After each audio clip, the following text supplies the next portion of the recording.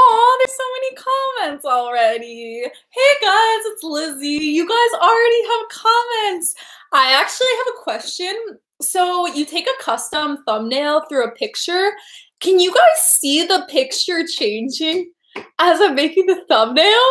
Because that would be so embarrassing because I'm very perfectionist about things, so it takes forever. Anyways, everyone's like, it's clickbait. It's why I quit YouTube the past week or so. Yeah, exactly. Why I quit YouTube the past week or something. So and I'm also going to talk about in the past when I've quit YouTube, just because I think it's really interesting because as a career or a job or whatever this is, I had a realization in high school where I'm like, I am never free. I can never take a break. I'm always working.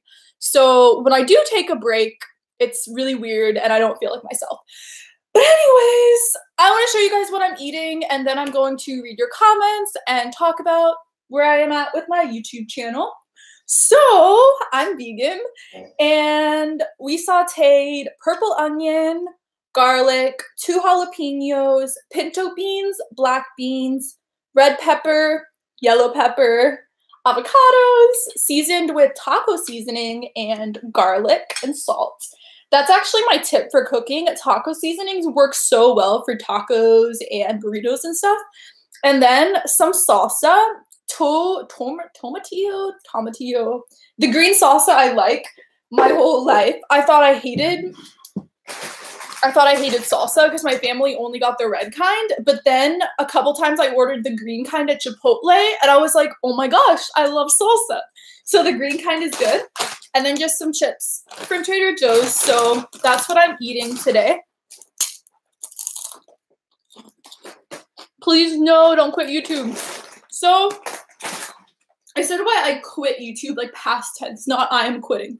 But I guess I just kind of wanted to do an explanation of where I've been, because I haven't uploaded in like a week and a half, and it looks like I don't care or I'm not working. But in reality, every single day I'm at my computer going through my footage, and I just can't edit it. I can't even explain, like if you don't have depression, it's impossible to understand.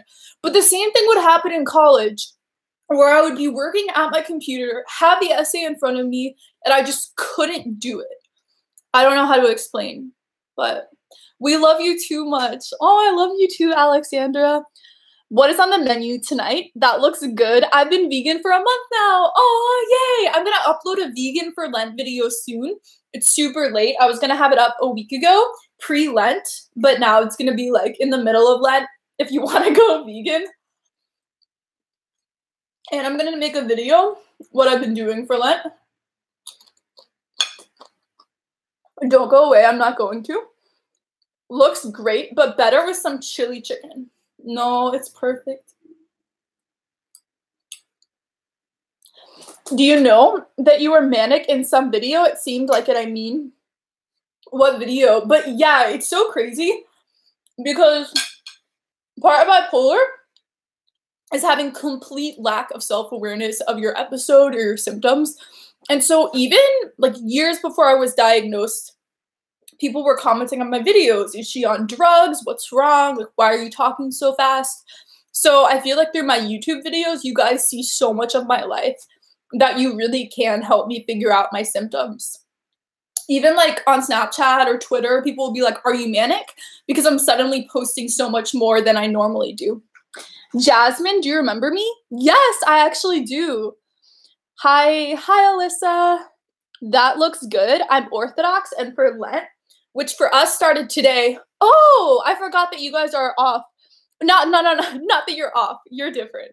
This started in like the 1st century where we were different, so it's fine. We go vegan plus no drinking for 47 days through Holy Week. Can I have that recipe?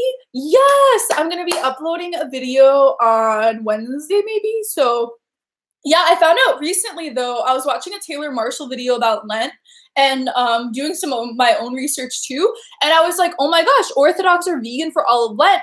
And back in the Middle Ages, everyone went vegan for all of Lent, like Catholics, Orthodox, all of Christianity. So it's a new thing, post-Vatican II. Everyone is slacking off.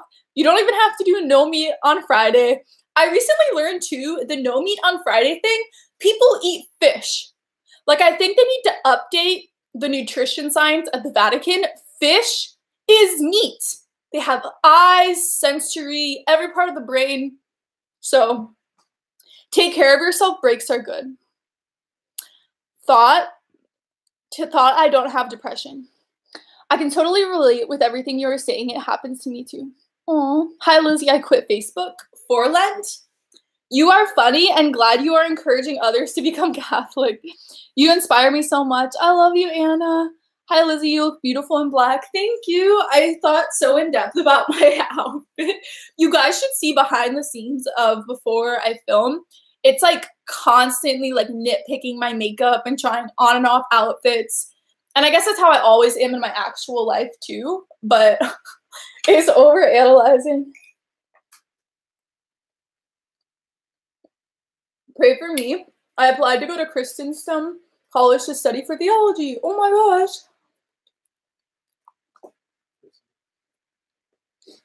I was watching a Taylor Marshall show. Made me smile. He's too great. Yeah. So part of what I'm doing for Lent is praying intensely for people in my life to become Catholic.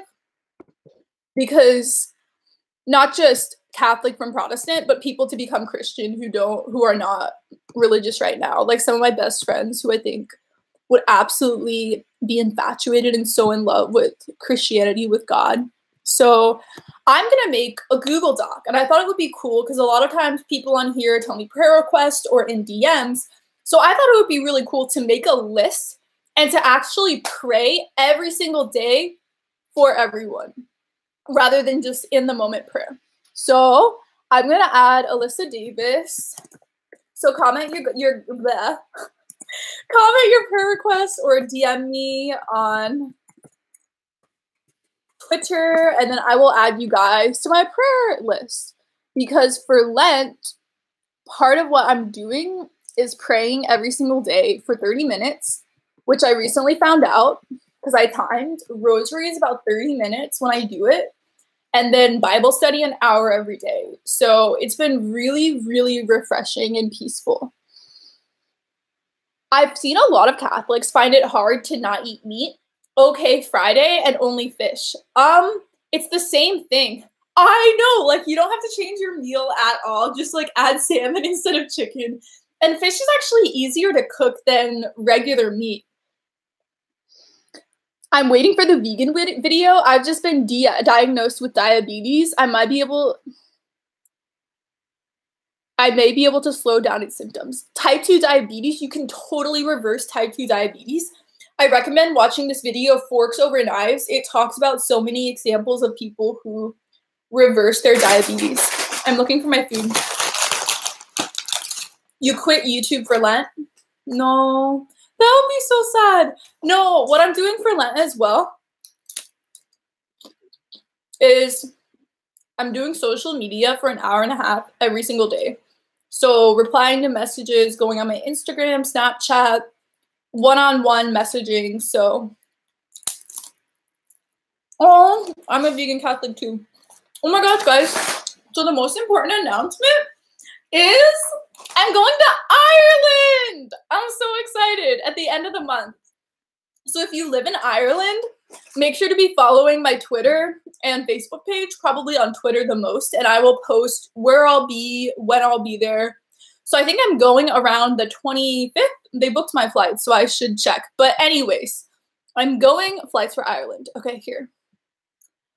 Ireland. In my email, it's just like Ireland.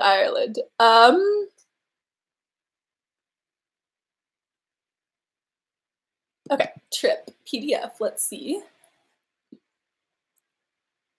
Okay, so I'm going to be in Ireland March 25th through April the 4th. So if you live in Ireland, make sure to be following my social media. And I'm not doing speaking events. It's just like one-on-one meetings in ministry, hanging out. So for sure, it's super flexible. I'll probably be at some church or something. So you should visit El Salvador. I want to do so much traveling. I really want to go to Brazil. That's the next place I super want to visit.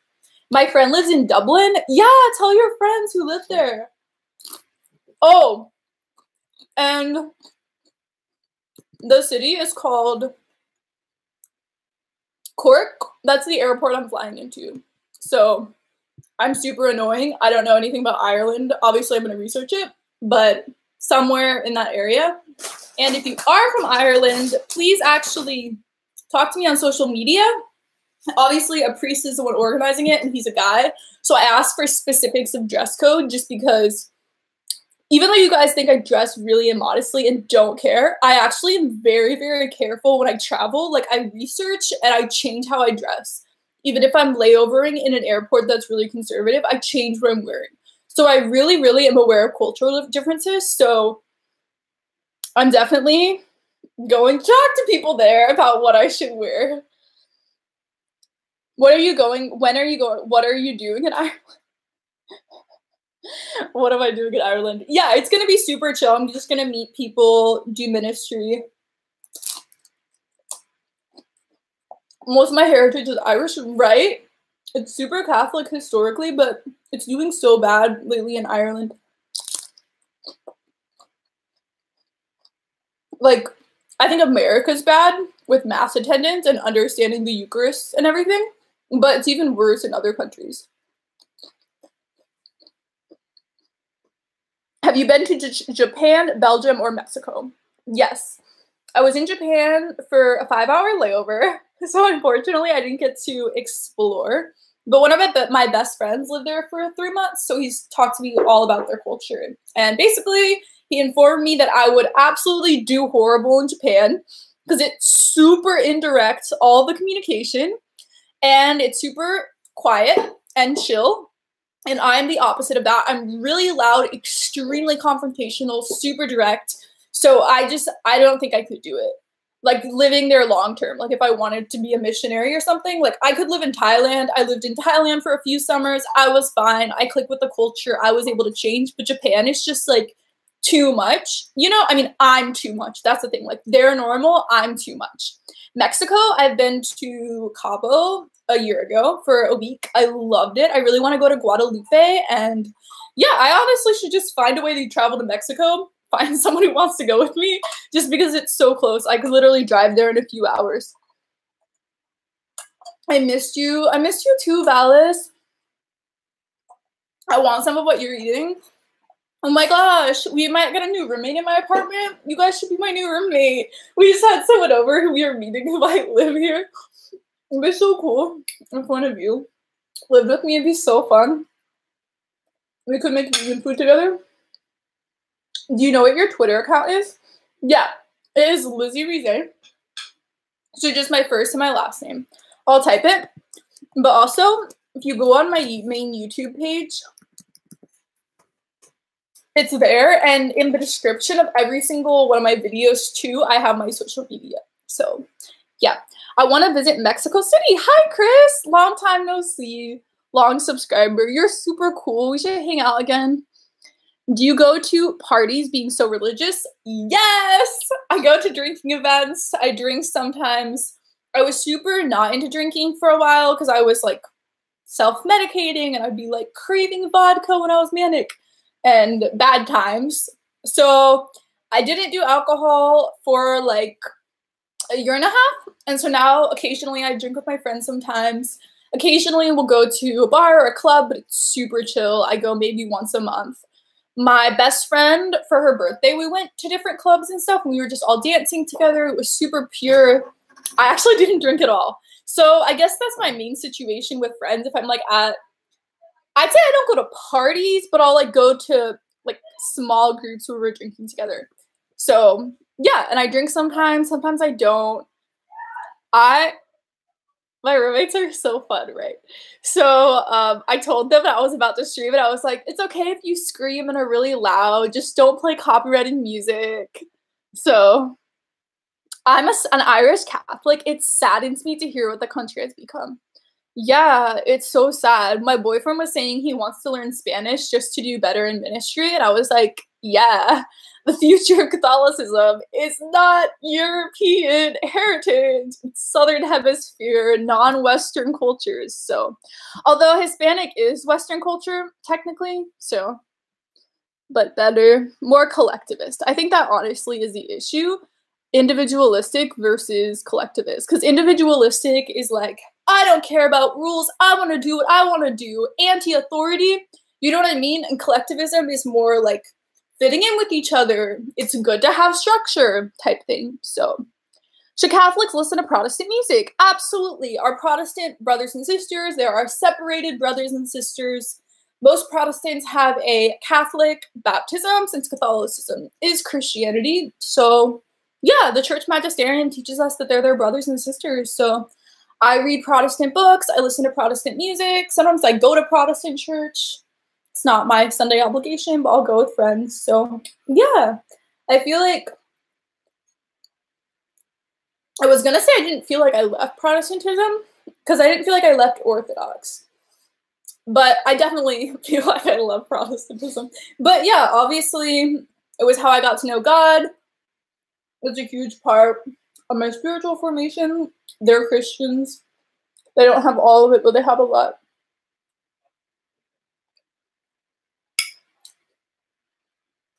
And the future of the liturgy is hopefully Latin, right?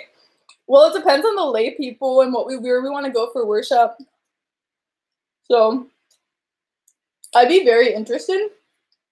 I know someone I know from Australia, not like know personally, but through my YouTube, said that Latin Mass is becoming super trendy there. So, I don't know. I wonder if how many countries besides the US are even interested in Latin Mass, you know? I have a lot of Protestant music. Yeah, me too. I don't even think of it as Protestant music, like Christian music, you know? Do you speak Spanish? Bienvenidos, hablo un poco español. I love Spanish.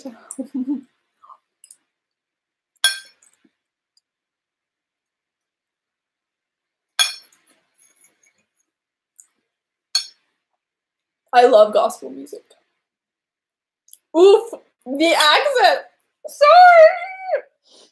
Bienvenidos. I don't know. I haven't taken a Spanish class in like 10 years. But, okay, I do speak, maybe I'm embarrassing myself royally, but I speak Spanish in public to people. Like, I was taking the bus to Nashville. Yeah, I totally take the bus, guys. So, and there's this woman, so we were in Virginia, where I guess there's not many Hispanics there. And so there's this woman who only spoke Spanish, and she was super confused and distraught. And so she started talking to me, and I was actually able to communicate with her and help her out because I could speak Spanish. So maybe my accent was horrible, but it actually is effective at communicating with people. So, do you have any Catholic music recommendations? No, I don't. Sorry. Like, I like songs that we sing at Mass, but I feel like I don't know, like, who's Catholic, who's Protestant with what I listen to.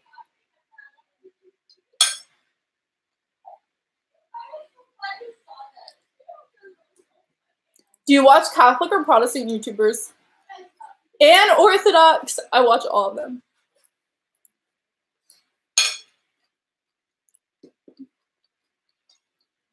Audrey Assad is a great Catholic musician. Oh, I've heard of her or him. I've heard of that. Audrey Assad. Oh, wow. Multiple people are saying this. I speak so little Spanish. I was taking a Spanish class for a while, but I switched to ASL for foreign language instead.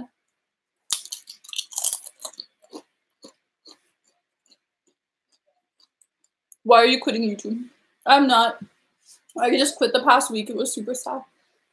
Something else I'm doing for Lent is wearing my miraculous medal and my giant crucifix necklace. Because I always have the same necklace on for a year. Not for a year, but for like 4 or 5 months. So I had my diamond stud necklace on for a long time. But then I changed to this for Lent. And so I'll wear it all the time. But if I have a shirt like this, then I might go like that and just wear my giant crucifix necklace. So shouting out my Catholicism. We also, I wish I could show you guys, but then you'll know like where I live. But one of my friends in RCIA made t-shirts for our parish that have like our parish name and like Catholic and like where we live. So I've been wearing it around my neighborhood so we can shout out Catholicism. Sorry I'm talking so much. I feel like I was in depression. Maybe today I'm not. Have you ever lived a, I don't know what that is, Bible Illustrated is a good Orthodox channel. Ooh, I haven't heard of that. I'll type that in. Bible Illustrated. The Orthodox YouTubers I follow are like super niche. I feel like it's people a lot of people have never heard of. I love your makeup. Thank you. I love it too. I've actually completely changed my makeup routine. Maybe I'll make a video about it. Because I was super into like this really bold rose gold, deep gold, bronze gold for a while. For like probably 11 months. And then I went on fake lashes phase for like 7 months. And now these are fake lashes, but now I like calm down a lot and now I'm doing more eyeliner. So yeah, I'm doing more subtle eyeshadow was basically the whole point of that. Are you manic? Maybe. You're beautiful. You have a boyfriend. Yes. Yeah, she does.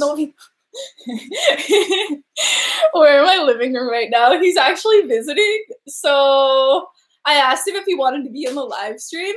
And then we talked about this other YouTuber. Maybe she'll see this. Ali Marie. And she was doing a live stream with, I think they're married, her husband or fiance, whatever. And he like did not want to be in the video. Like he definitely looks like an introvert and maybe he's just someone who doesn't have many facial expressions. But I was like, I would never force my boyfriend to be in a video if he wasn't not comfortable. So church militant is too extreme. I love Allie. I love her too. When are you getting married? Not anytime soon. I'm only 24. I'm so young. I want to have fun in my 20s. Her husband is shy, but very nice. Yeah, so maybe he's just really shy, but it came across like he hated being a part of that. I'm half Jewish and Christian. LOL. How is it doing? I should, I'm actually going to tweet this out to my social media. I should have done at the beginning. Twitter, Facebook. But what are you guys doing for Lent? Oh, one of the things I'm doing for Lent too is live streaming every single week. Which is something that I was originally going to do every month. Last summer, I was like, oh, I love live streaming. I should do this every month. And then it never happened. So now I'm just going to do it every week and really stick to it. And I think I want to do different times every time. Just because people live in all different time zones and countries. So I'll catch people at different times. Okay, I just put on my social medias. You've helped me so much with my bipolar 2 diagnosis. I love your videos so much. We are so much alike. You're really doing something important here. Please don't ever quit. Oh, I love you so much, Holly. You're so sweet. I'm so happy that I've gotten to help people with bipolar. I never ever would have imagined because it was such a period of darkness and isolation and not having anyone there who understood what I was going through. And I even felt like God was gone as well. And so being able to help so many people and honestly just meet all of you who are like me as well. So I don't just help you guys, but you help me too. So I love so much. I need to make more bipolar content. I made like my last video. I talked about medication and withdrawal and stuff and some of my symptoms. So you look Asian. Oh my gosh. Everyone says that. Trevor, my boyfriend, actually thought I was Asian when he met me as well. So I emailed ancestry.com and I email companies to do sponsored videos with companies that I want to work with. Like if it's a company I want to buy clothes from or like a jewelry company, I'll just reach out to them and be like, sponsored video. So they haven't gotten back to me yet, but I'm going to try to do a DNA test video and see what my actual DNA is because my dad took a test And we didn't have any Asian, which was super weird because my dad looks Asian. Like his eyes, he actually has hooded eyes, which I didn't realize that someone with European ancestry could have hooded eyes. Super weird. And so his eyes are really small. My sister looks really Asian too. I look even more Asian when I don't have makeup on because my eyes are really small. So who knows? I was so excited. I thought we were going to have Asian, but my dad's, it was super boring. It was just like European. Nothing against Europe, but...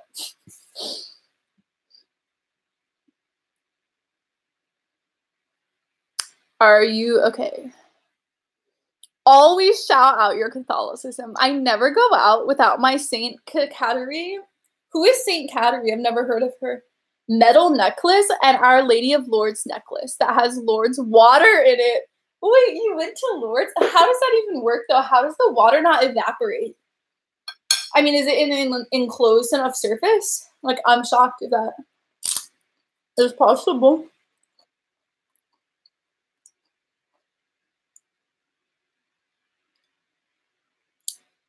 Sounds like French. What do you say that makes you feel worthless? What do they say that makes you feel worthless? Who feels worthless?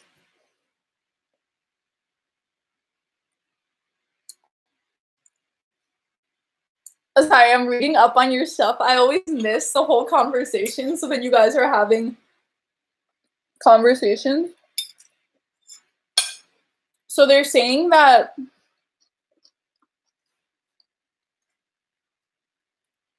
what's up with the title about you quitting YouTube?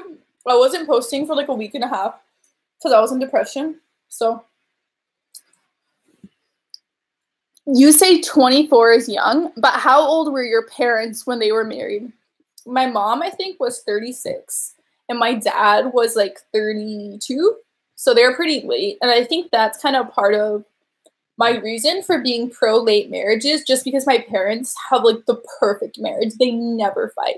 And maybe by chance, they just happen to both be really similar personalities, really similar worldviews, super compatible. But I honestly think it was the age thing because they were just super mature, knew what they wanted in life, solid in their careers. Yeah, I think it was just maturity, and that really helped them. And I think it's so important that if you're going to have children, to be so intentional and thorough and understand yourself before bringing children into the world. It's such a serious thing. So I think people do not take marriage seriously enough. That's why we have such a high divorce rate. People don't think it through.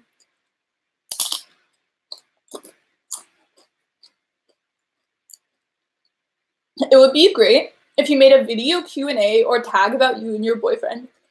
So I was actually talking to him today, and I was saying I kind of want to make a video. My boyfriend edits my YouTube video because, guys, you don't understand how much time it takes me to edit my videos. And I'm pretty sure, like, just video editing takes a long time, but sometimes it's just extreme. Like, I'll focus on the volume of music during a transition for like an hour. It's ridiculous. So, especially, he gets so stressed how long it takes me to make a thumbnail. It'll take me like an hour and a half to make a thumbnail for a video. So I thought it would be interesting to see, like, if he tried to rush the process, if he could make a video faster than I could. I think that would be so entertaining to watch.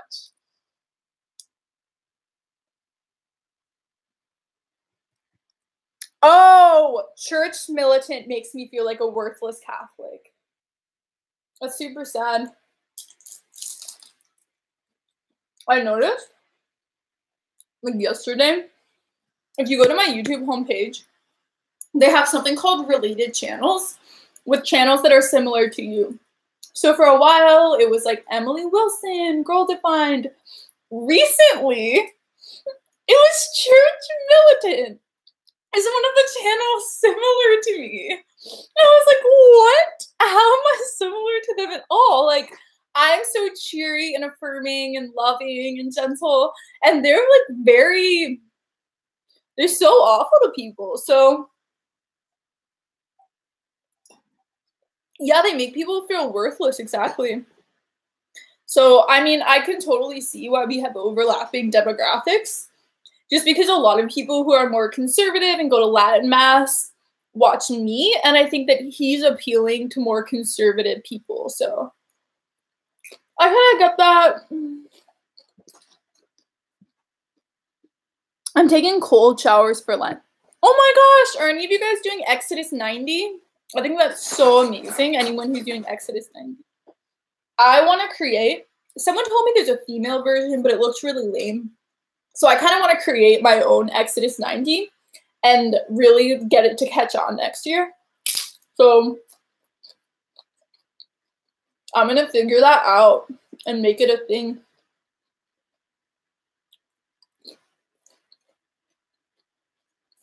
Never skip meds. It makes my manic episodes so bad. Yeah. I was mostly just really sleep deprived over the past 2 weeks because I was filming really intensely.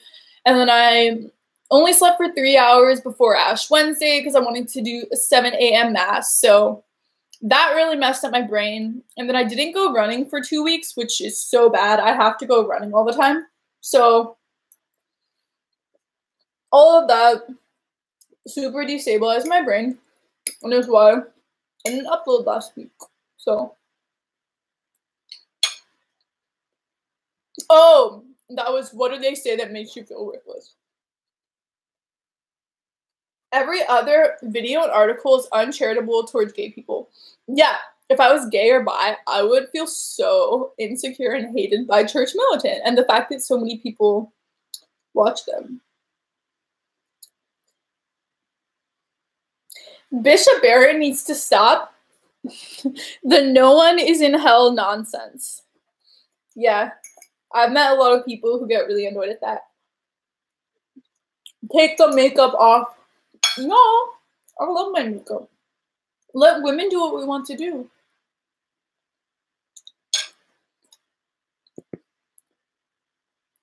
Just got in doing something, I don't know.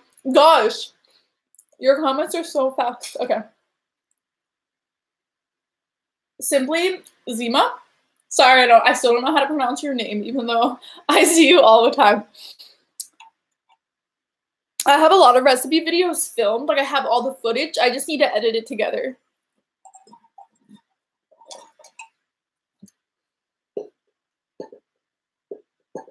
Sorry, guys. I'm reading all the questions. What are you eating? Drop your recipe, girl. I feel like I'm really basic with my meals. I use a lot of beans and purple onion, garlic, pepper, tomato. That's kind of like camp onion. Looks insanely delicious. Being vegan is so fun. Do you have any advice on how to choose my confirmation saint? I think you should, if you're a Protestant before, like choose someone from the Bible, like from the New Testament or Old Testament, who is just like your favorite book of the Bible. You're so spiritually ignited by it. Or pick someone who helped you convert, like something you read about them or something that's really important to you, like a devotional. So maybe you should just look more into popular saints through the years. I know one of my friends who was converting in college, she had like a giant book and it was like Catholic saints. And so she read through it about different ones. But I would honestly just ask your RCIA director or your sponsor, like how to go about researching different saints. But yeah, it's super coming up.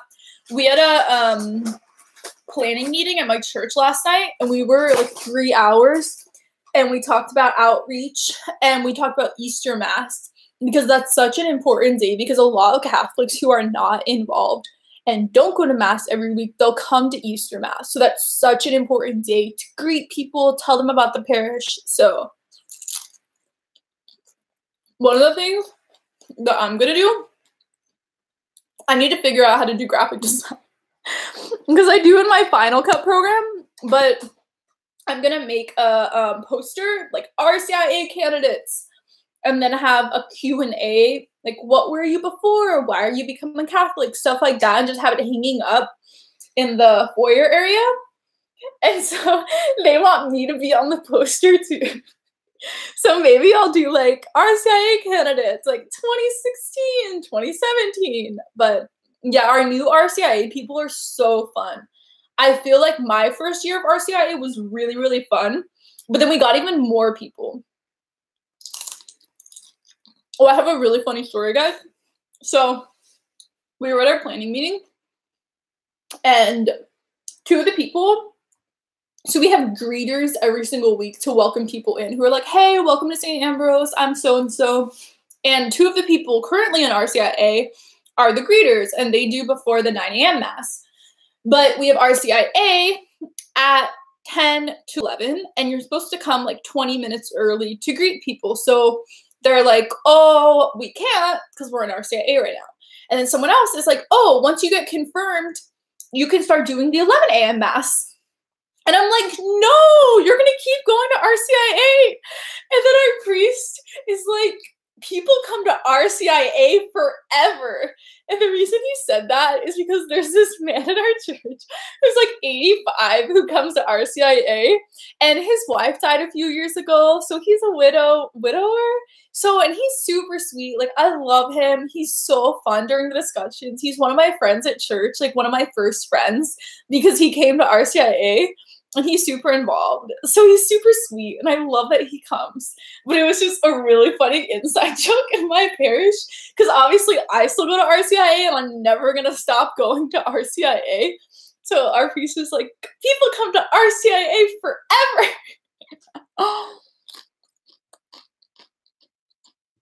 Do Protestants practice Lent? So weird. Some Protestants do. Because I remember my church never did Lent because my church was super against Catholicism. So some people in my church didn't even like celebrating Christmas because it was a Catholic invention. Some people didn't even like saying the word Trinity because it's not in the Bible. So I was super confused and offended when I got to college and there were people doing Lent. Christians, like Protestant Christians at my college, doing Lent and Advent. We did Advent at my church. And I was like, what is happening? This is not a thing. So I guess it's caught on amongst Protestants. But I've actually flat out asked some of my friends, like, why are you doing Lent? Like, I asked my sister recently. I'm like, why do you do Lent? Because I don't understand why people do Lent when it's a Catholic thing. You know? It's just, it's weird. Like, why are you going to just steal something from the tradition rather than being Catholic? It's like you agree with one thing but not all of it. Like, if you don't trust the tradition that created this, it's just weird. Yeah, the stuff with the Trinity, it's weird too that people are just taking these things and not. Yeah, I don't know. My church was super anti-Catholic though. So maybe other people are just like, oh, Catholics do this, it's sweet. I don't know. My parents were never married. A less clickbaity title could be why I've been away from YouTube. You should really help me out and translate my video titles because I'm a very extreme and black and white person. So that's part of why my videos are like that, because it's my personality. It's not just like, oh, I want to make money off my video. But I genuinely think in those terms.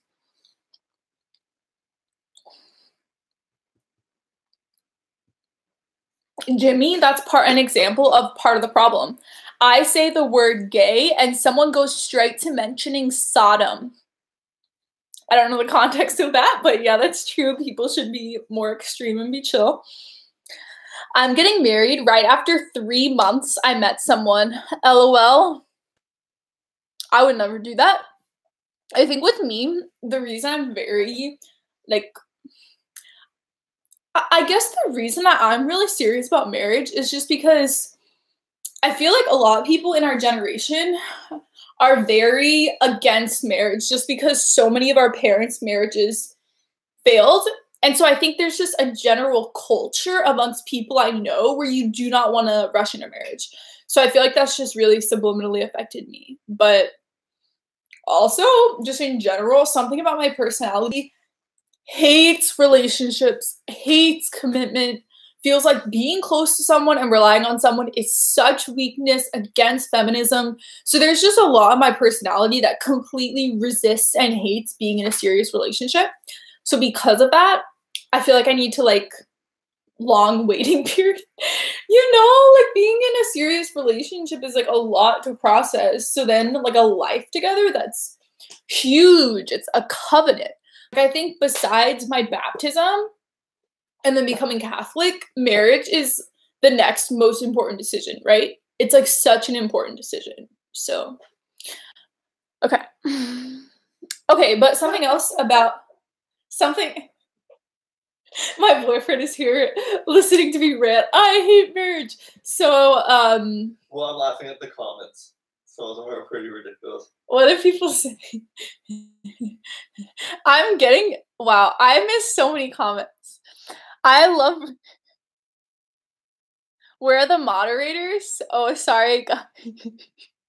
Okay, so what I wanted to say, and then I'll try to feed through your comments. So, what was I going to say? Oh, so in bipolar disorder, when you're in a manic episode, you can like fall in love with someone, feel so attracted to them. This is my person. I'm in love. This is amazing. Like so fast. And then when you stop being manic, it will just flip and you don't even want to be with the person. You have no emotions. If you're in a manic episode, it feels so real and it can mean nothing. And so with bipolar, I just want to be really, really careful. And I think if you're dating someone who's bipolar, this is not to stigmatize us at all. Like, if this is how you define stigma, then let's stigmatize us. But you should just be really careful with someone who's bipolar and date them over a course of years to make sure that they're consenting to the relationship, you know?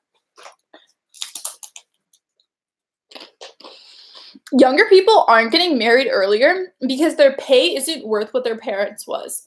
Most can't buy a home, and both parties need to work. No politician is addressing that. Yeah, I mean, I hear people complain about why millennials aren't buying houses. And it's like, maybe because everyone's 30K in debt from college, right?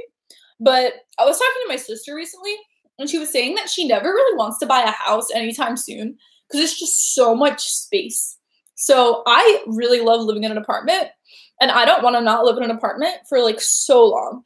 One of the things I love about living in an apartment is that if something breaks, they fix it for free.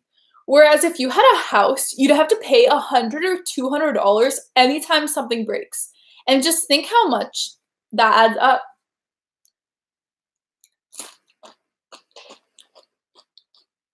Obese? Feminist? What? American girls are the worst.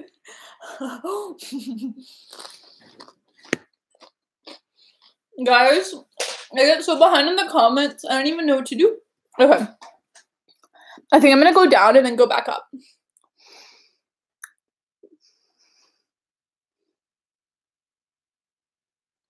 I also believe that when you get married, you will be blessed if you wait to save sex for marriage.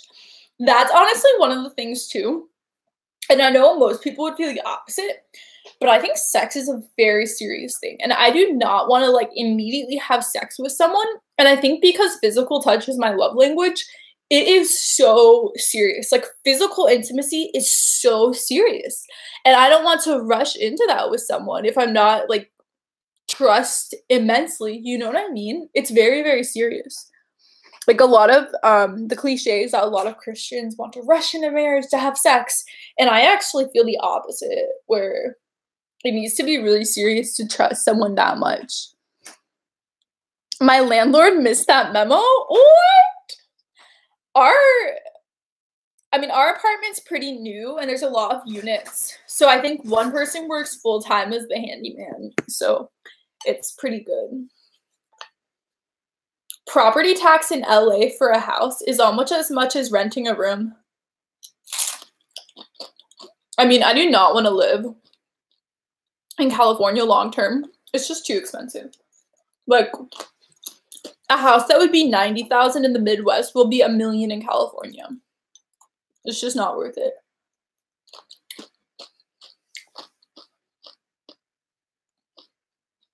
Everyone is getting ripped off by college and leaving blue states like California and New York. There's actually, our economy is doing amazing right now, and there's a lot of people moving here. So there's less social time being spent with all of this technology.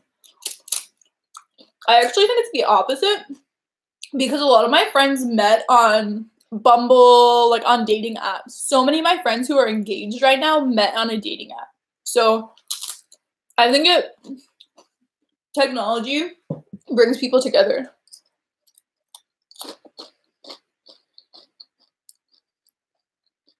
McDonald's or Burger King? Ew! I never, ever, ever go to fast food. It's like disgusting. So, no.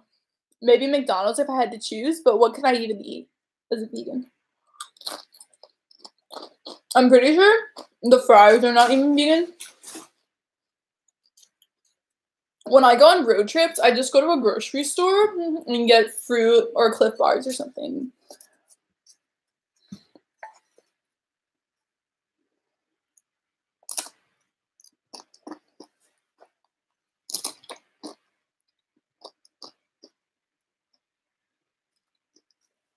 Hi from Canberra, the capital of Australia. Hi! So we were just talking about Australia like 20 minutes ago. Is Latin Mass becoming super trendy there? Because someone was telling me who's from Australia that there are some really conservative pockets. What is your experience?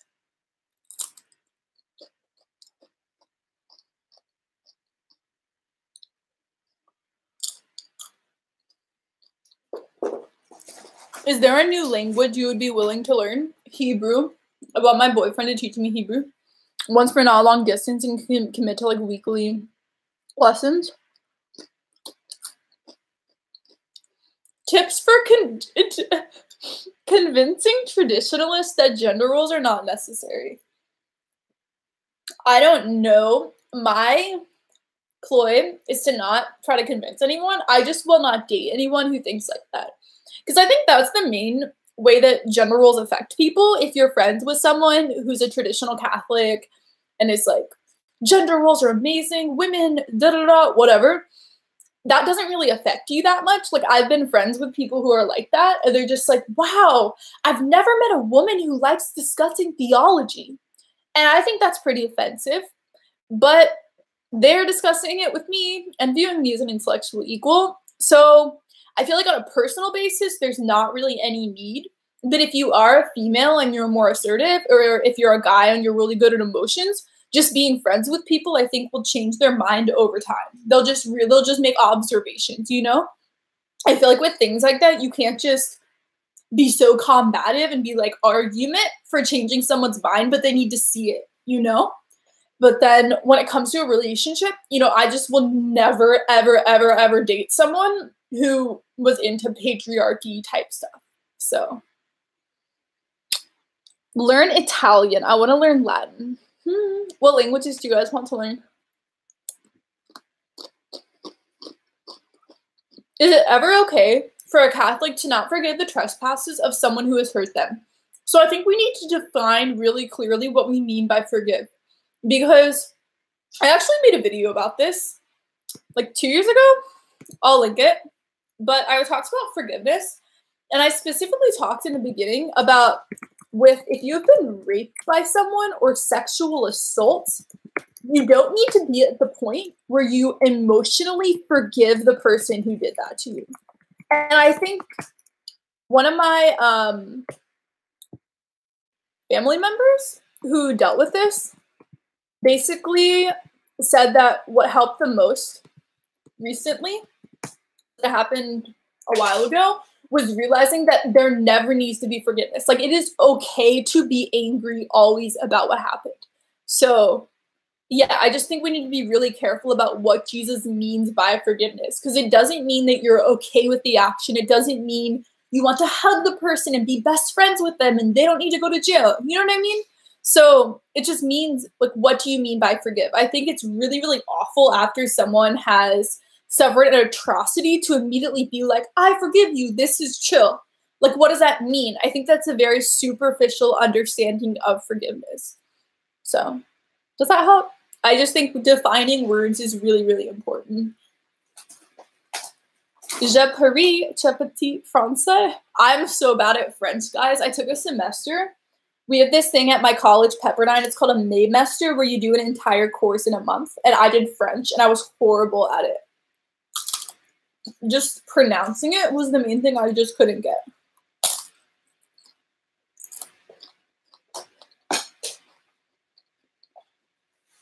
You should go to ESNE 2019 in October. It's a Catholic conference in Los Angeles. I want to go. Give me more details about that. Tweet me about that.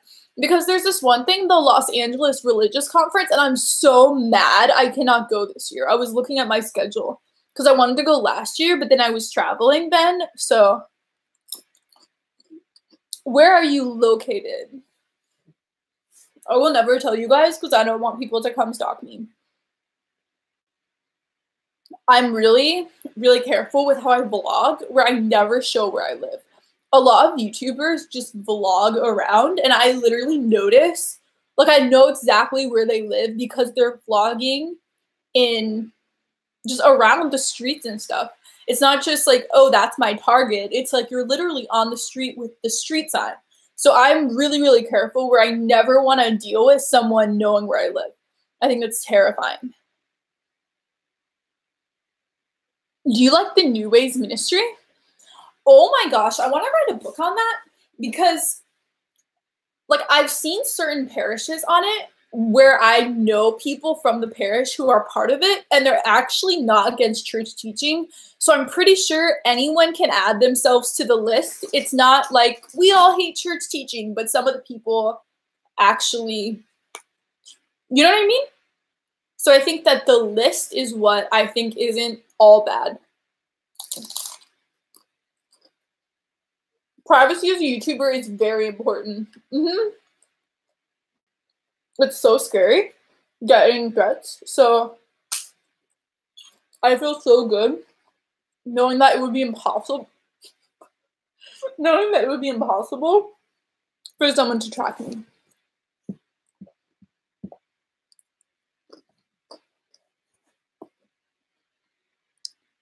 I disagree. Forgiveness is one of the main core elements of the Christian faith that is crucial for foundation. Absolutely. But what do you mean by forgiveness? That's the thing. I am posting some art for you of you on my Instagram. Aw, tag me in it. DM me. Are you giving up YouTube? That's what you title the live stream says. No, it said why I quit YouTube. Quit? I don't know. Maybe I'm bad at grammar. Ooh, emojis look so weird on the YouTube chat. It looks like a blob. Have you been to World Youth Day? No. I honestly do not like traveling that much, like to a different country, just because jet lag really messes up my bipolar. So, like, when I go to Ireland, I'm going there for 10 days. So it's like, okay, this will mess up my bipolar a little bit, but it's for 10 days. But I would never go somewhere for a couple days. It would mess up. Relax, Lizzie, because you're not Angelina Jolie. Okay. If you guys got the emails and stuff that I get, you would be horrified and crying. Like, some of the things that I've gotten, like, I've literally had weapons, like, pointed at cameras and stuff multiple times. So, and within the YouTube community, if you guys don't follow actual YouTubers, in 2016, this YouTuber, Christina Grimmie, was shot and killed at a meet and greet. And I've met other YouTubers who have had, like, extreme threats with weapons, with people showing up at their houses. So people having to move to different houses. So it's really, really common for YouTubers. And I think it's almost worse than celebrities just because we're constantly posting our life and where we are. Like, it's more of a close relationship than celebrities have with their followers. And so I think it's even worse because people feel like they're actually a part of our life and actually our friend. Whereas with celebrities, there's a lot of distance. So I tagged you. I'm going to DM. Yay.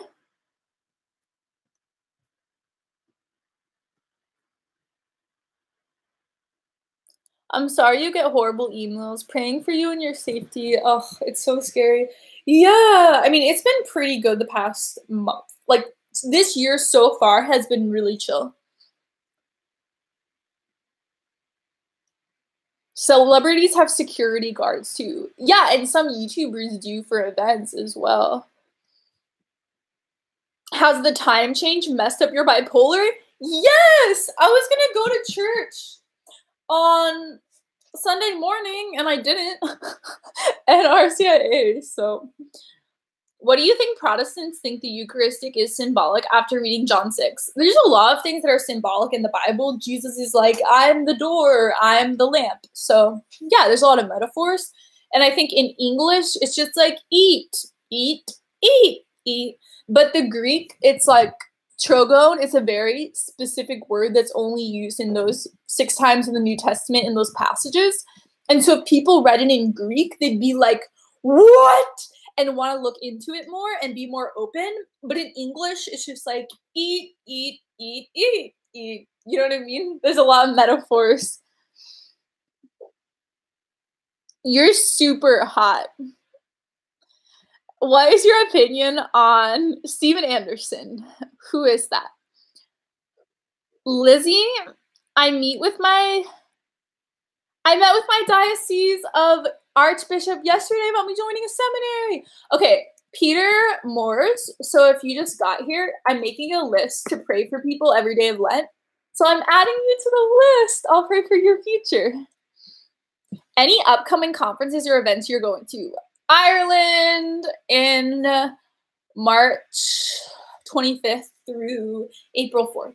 So if you live in Ireland, near Cork, you should come. I know you don't live in Ireland, but that's my next event.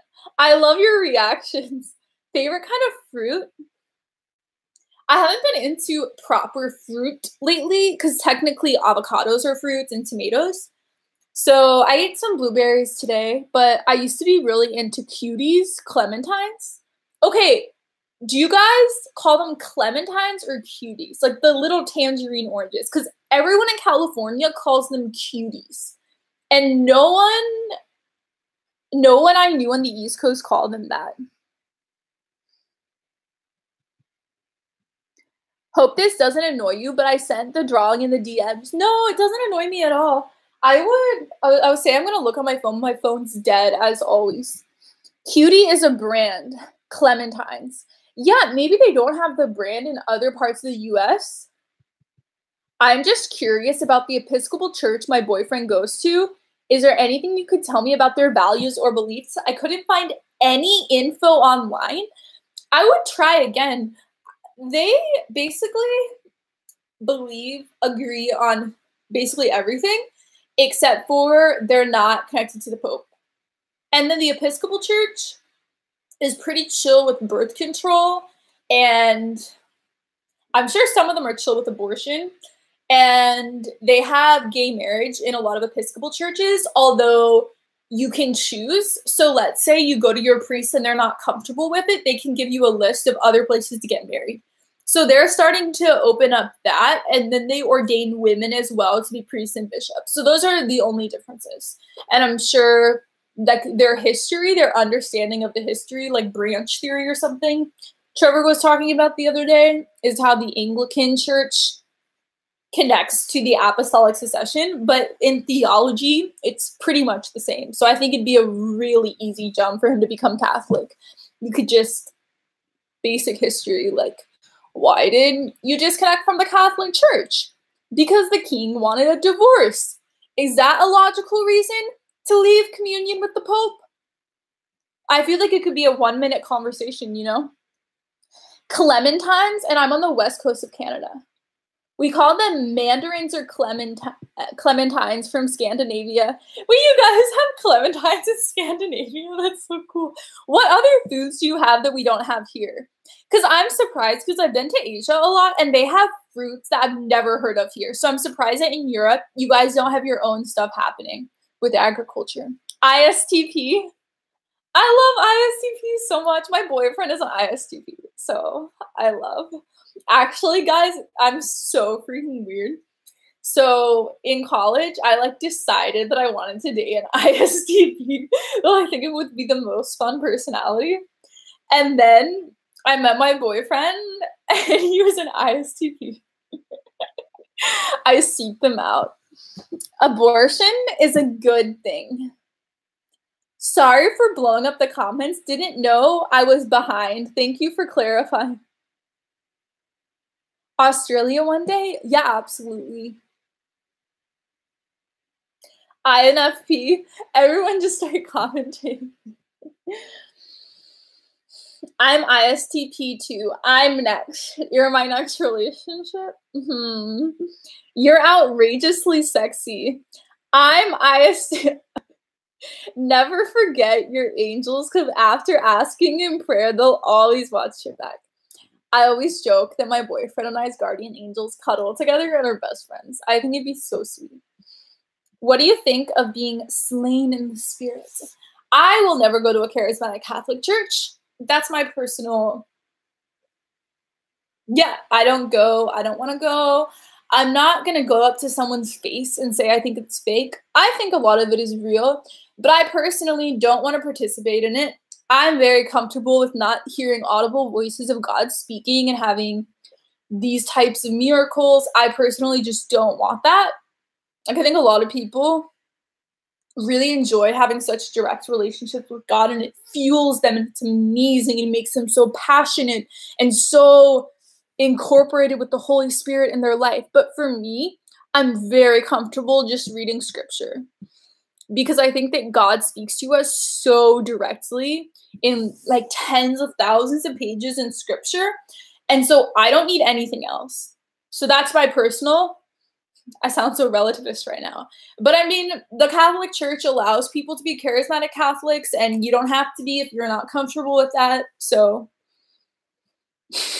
what is your nose ring? Personal preference of views and understandings. What is your nose ring?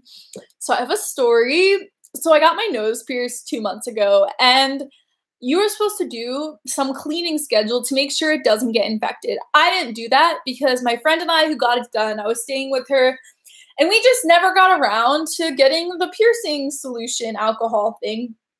So because of that, I never took it off.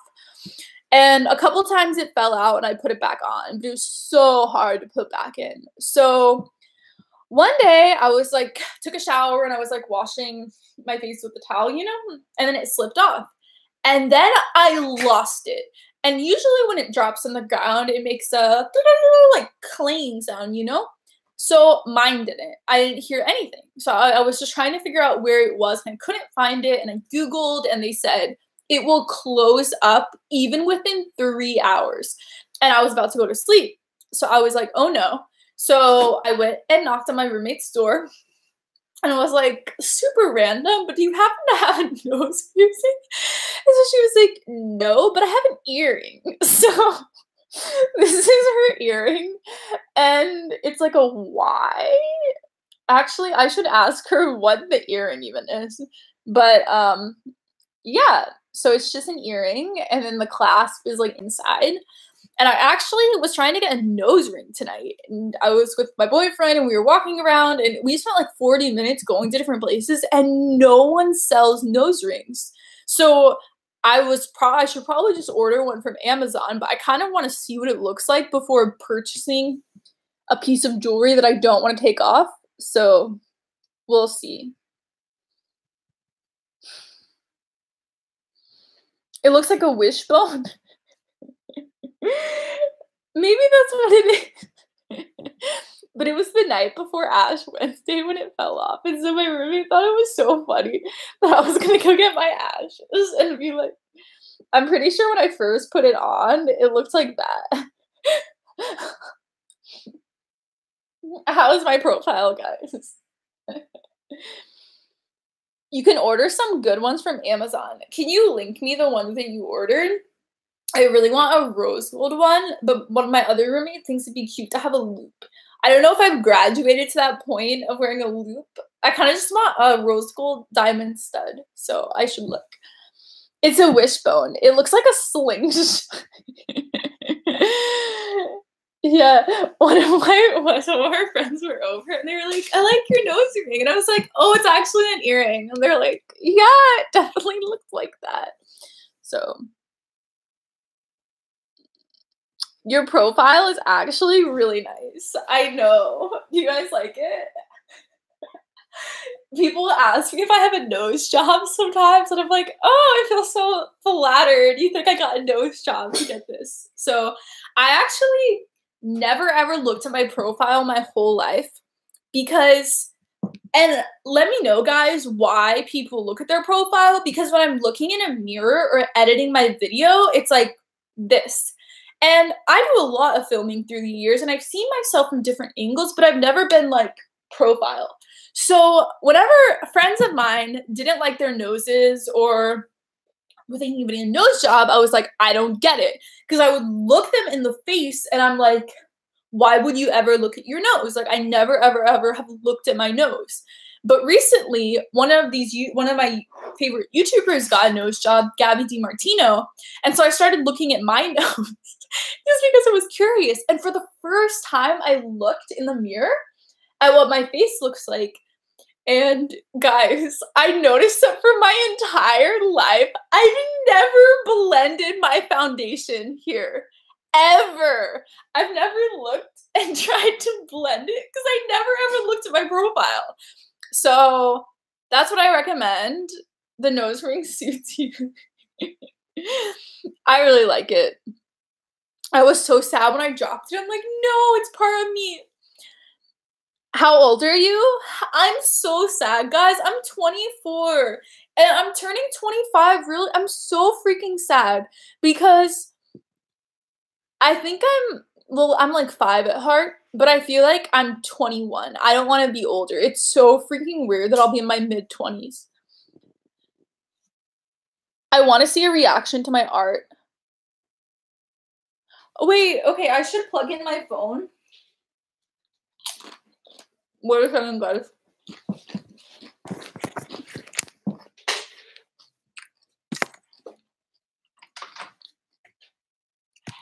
Okay. Let's go into the dining room. No. I don't know. I don't know where my purse is. Okay, guys, I was gonna find my phone, but I don't know where my phone is, so my roommates are going to sleep soon, so I need to get out of the dining room. Okay, nose job equals plastic surgery. Whatever, Lizzie, I'm 36. You're so young. No, but this is why I'm against marriage, too, because marriage means, like, you're a full adult. I was saying the other day, I'm going to make a whole video about this, but I went to Virtus, finally. I cried last time and walked out, so this time I actually made it through. But I was talking to Trevor yesterday, and I was like, when I grow up, I want to be a Virtus teacher. It's so important. And he's like, you are grown up. And I was like, I'm not grown up. Just sit profile and talk to us. Do you feel the pressure of your biological clock yet? Yes. I've had conversations with my friends about how many kids we want and when we want to start having kids, because you have to finish having kids at like 36, right? And you can only have a kid every 2 years with pregnancy and everything with breastfeeding. So if you want to have, I personally only want 2 kids biologically. I want to adopt kids. I don't care about having kids, personal, like pregnancy and stuff. A lot of people are really into biology and passing on their genes, and if I found out I was infertile, I'd be like, chill, I will adopt 6 kids. So, yeah, so a little bit, but I don't want like 5 kids, so I don't feel it. I want to start having kids by the time I'm like 29, and then I'd chill. I think it's cooler to be younger and to have more energy when you have children, but I feel like I'm always going to have energy and always be 5. Mecos on the floor.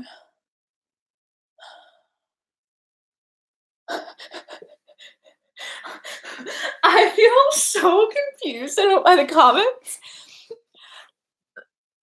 They're used to being at the top because their competition is fat. I saw a ghost behind you.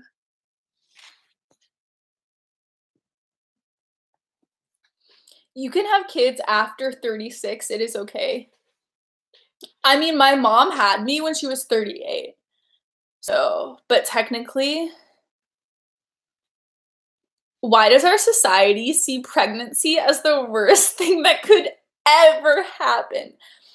I think that people don't realize how much of a commitment having a child is. You have to take care of the child for 20 years at least. Probably longer to help them get settled and health insurance. It's about $1 million total to raise one child. So that's why people think pregnancy is a negative thing. It's just an extreme commitment. So it's not that people are against having children. It's just a really serious thing. Like when you have a child, like you have a child for your entire life. So it's not negative. It's just something that you need to be ready for. My mom had me when she was 30. I guess you can keep having kids later, but I just would want to like be able to play with the kids and stuff. We need paid family leave and Medicaid for everyone. Medicare for everyone. Absolutely. That's another reason why people don't want to have kids. Can I eat your leftovers? There are some still on the stove. Because people are not allowed to take off of work and get paid. So, yeah, it's just difficult to pay the bills and stuff if you have a kid because some people can't work. So, $1 million to raise a child, LOL. Yeah, total. If you count in health expenses and food and rent and clothes and activities and college, paying for college for a child can be like $80,000 or something, you know? So, because I had a full ride, but then for like room and board, like for the dorm and food, my parents paid $10,000 a year, and for flights back and forth for Thanksgiving and Christmas and summer. So think about that. My parents paid like $12,000 a year, and I had full ride tuition. So multiply that by 4. That's like $40,000. And then we also had my sister. So there were 2 years where my parents were paying like $20,000 a year for us to be in college just to eat and have a dorm room. So imagine if your kid doesn't have straight A's and doesn't get a good scholarship and you have to pay for their tuition as well. And so stuff like that, that's why people think a child is really serious. It's not like I hate children. It's like, wow, taking care of a human being is the hugest responsibility ever. Which is why I'm not having sex until marriage. Because having children is amazing, but you need to make sure you're with the right person and you have made a life commitment.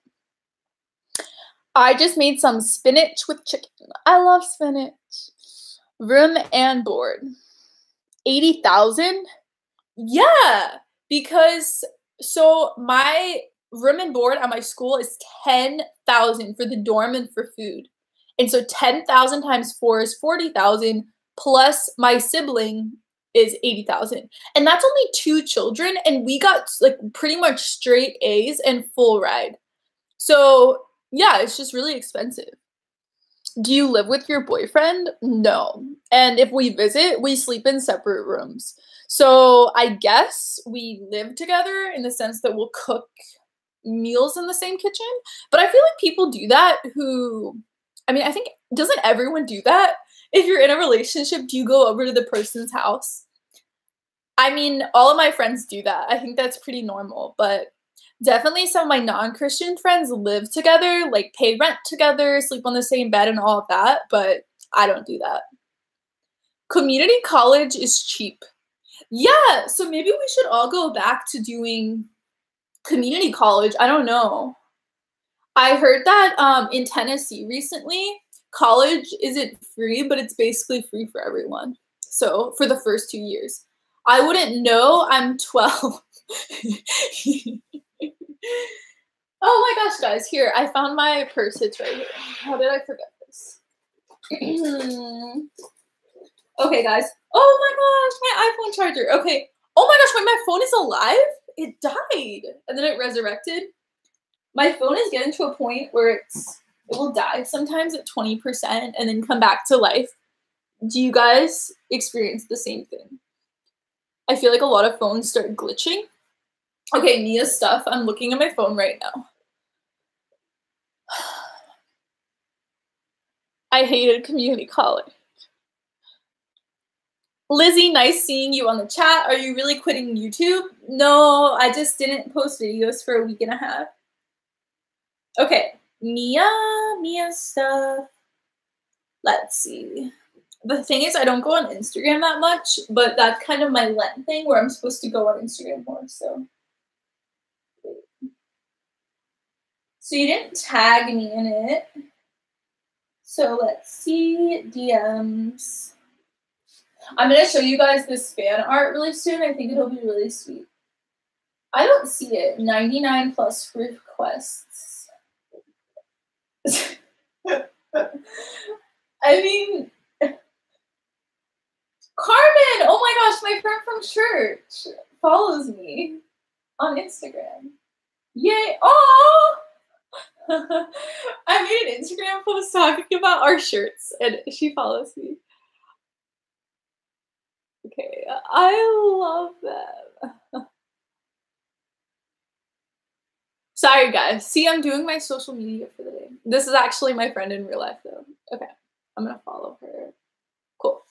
Sometimes people in my personal life follow me on social media, and I never see because I get so many people following me, so I don't actually see that it's one of my friends. So, yeah. I'm sure people get sort of offended by that. My username is EEXOS159. Okay, you guys should. What's happening, babe? Oh. Oh, you saw the picture? Yeah, okay. the picture. EXOX. It's super sweet. Wait, I saw it from afar. EXOX. I might print this on my merch, honestly, guys. If you make things for me, EXOX. Sorry, guys, it's taking so long. I promise I'll come back to the video really soon. Comment, guys, what UX. Comment what time it is where you're living. I'm curious where you guys all live. EEXOX159. Oh, it's so sweet. Look, guys. Why is the light is green? Why is it? It's coming across as green, but what's the deal with my phone? Anyways, do you guys see it? It's not showing up on the camera, but I promise it's super sweet, guys. It's really sweet. And I'm wearing, okay, yeah, it's impossible to show this to you guys, but I'm definitely going to repost on my social media. Thank you so much. It's so sweet. Aww. And it's definitely my dirty blonde hair. And I'm wearing pink. Aww. I'm going to save it to my bookmarks. It's super sweet. I love you so much. Thank you for drawing me. I feel super special. Is that the 12-year-old that drew that? Yeah, you should guys go follow her Instagram. Alyssa Davis. It's because of the light from your phone going to the computer camera. But why is it green? What is your opinion on universal healthcare? Do you think that the US should have that? Yes and no. I think that in countries that have straight up universal healthcare, there's a lot of issues where they don't pay the doctors enough. So there's doctor shortages and there's really long wait lines. So I think that I don't want to adopt like Canadian healthcare or France healthcare. You know what I mean? Like I want to make really good system that works in our country. So obviously we have a lot of issues, but I don't want to go straight to socialized medicine. And I think one of the biggest problems I see is that it's extremely expensive to go to med school. And so I think that doctors should be being paid so much money for spending that much time going to school and taking out so many student loans. And so I never want to get to a point where they're a government employee and because of that, they're not making enough income. So the prism color thing. I live in China. It's 1:45 a.m. Are you woke? Are you going to have Mekos soon? Mikos? Mekos? Do you know what that is? Canadian healthcare is so great. Millions of Canadians go to the US. Yeah, so that's the thing. Like, there's some benefits to it. It works really well for certain things. One of a woman I met in Canada was telling me that people go to the doctor for everything. It's like, oh, I have a pimple. I'm going to go to the doctor. Oh, my throat's kind of sore. I'm going to go to the doctor. So I think that you need to have a system where people aren't constantly going to the doctor for lame problems. So I think that we should still pay to go to the doctor. It just needs to be a lot cheaper for everyone. So, but it's hard because we already have our system set up and you can't just immediately change to a new system. So I personally think it's never going to get solved. I think the US is going to be Rome and die and stop being a country before our healthcare gets solved.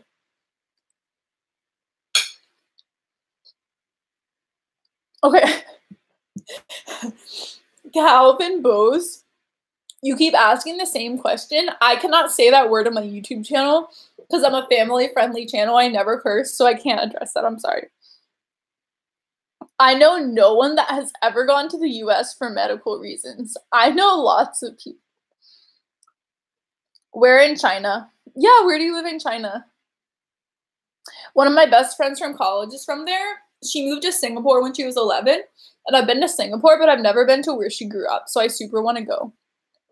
Can you say fabulous? Medicaid pays for my Latuda. Yeah, so everyone should be on Medicaid, I guess. Yeah, that's what I kind of want. I want everyone to have healthcare. I mean, to have health insurance. So definitely, I guess that's what Chris was saying, Medicaid for all. So I know. Are you serious? So your Medicaid paid for Latuda, but my health insurance doesn't pay for that. That's ridiculous. How do you deal with toxic friends? I cut people off consistently, and I'm not saying like cut everyone off. People don't talk to people again, but if someone's just being really manipulative and hurting everyone in your life, you don't need to be in their life. But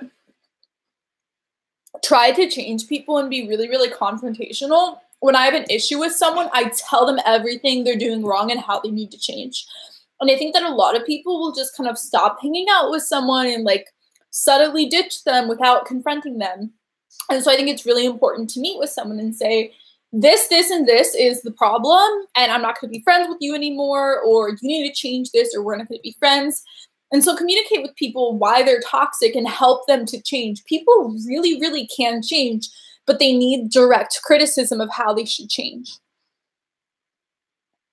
Do you like movies? No. Can you come to Nigeria? Yeah. If you invite me, I will come to Nigeria. How do you deal with temptation? Oh my gosh! So the scripture readings this week have been on temptation, right? And I was doing a Bible study with my boyfriend, and we were talking about temptation. We were doing like a Bible study that has questions, you know? And it was like, how have you dealt with temptation in your life? And I was like, I don't really deal with temptation. And I was like, what does it mean to have temptation? So either I'm really not self-aware of it, but I feel like I genuinely, I mean, I'm very egotistical and prideful is one thing, but I feel like because I've been a Christian for so long, my defaults have become really, really, really healthy. Does that make sense? So I crave things that are healthy. It's kind of like how as a vegan, I love eating kale and spinach, and I never really want to eat donuts or cake or Coke. You know what I mean? Like I don't crave that because my defaults of what I want are really, really healthy. And so I think it's the same morally, where I've like trained myself to have defaults to be a certain way. And so I genuinely do not deal with temptations because people always ask me that question and I've never ever understood what people mean by it. So like I have a few experiences in my life where I did something that was awful. I mean, I did my first confession. I had to talk about, oh my gosh, okay, I have a story, guys. So I missed RCIA on Sunday because of daylight savings time. And so then we had mass at 6 and a meeting. And so they were like, Liz, Father played your YouTube video for our RCIA. So even though I missed it, I was still there. So you're not tempted with your boyfriend? No. I mean, obviously he's really hot. I find him so attractive, but I don't want to have sex with someone who hasn't made a life commitment under a sacrament in a Catholic church done by a priest who has apostolic succession going back to the apostles. So. That's so specific. Yeah, I think I'm a very logical person. So obviously I feel emotions, but I'm not impulsive with how I make decisions and stuff. So it's not really hard for me. And it's not hard for him either. It's pretty easy. Like, it's not an issue in our relationship ever. So we have really strict physical boundaries. We stick to them. Obviously, we cuddle, we kiss each other, but nothing ever happens. So, and I mean, I've talked to a lot of people. What a great guy. You have to respect that. You have that respects you. Yeah, absolutely. And I guess that's my advice, because I've never, ever had an issue with any, I mean, I'm so innocent. I don't go around hooking up with guys. But with guys I've liked or anything, like, I've never had an issue where someone's pressuring me to go further. And so just, that's pretty hot. What? Okay, wait a second. Okay, wait, I'm gonna get to your questions, but I just want to say, yeah, if you're with someone who feels the exact same way as you do about celibacy, then it will never ever be a problem. I mean, maybe if people are impulsive and like hedonistic and make decisions based upon emotions and self-deception, which I don't do, but possibly. But if you're with someone who's starting in the relationship, it's like, yeah, I love celibacy. I will only have sex if I've made a lifetime marriage commitment with someone that is not an issue. People who have issues are dating someone who doesn't agree with Christian sexual ethics. And definitely, if you find someone who respects you, they can agree with it. But everyone I've interacted with who does that ends up caving. So yeah, that's why it's not an issue. Okay, so some sexual questions that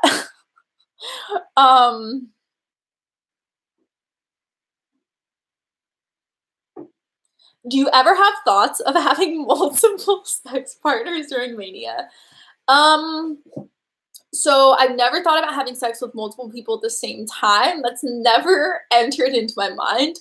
But I do have attraction to people when I'm manic. So I'll feel so attracted to everyone.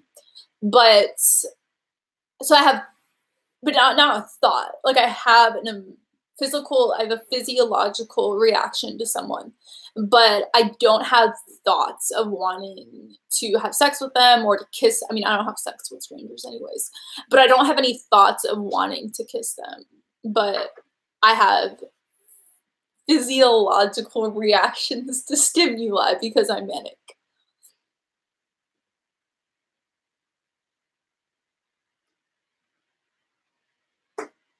You ever had a close experience with ghosts? No. Why didn't you go to Orthodoxy? What were your pros and cons? So it's really important to stay united with Rome. And everyone agreed with that. Everyone. And the Rome was the first among equals. And then we went crazy, which I totally get.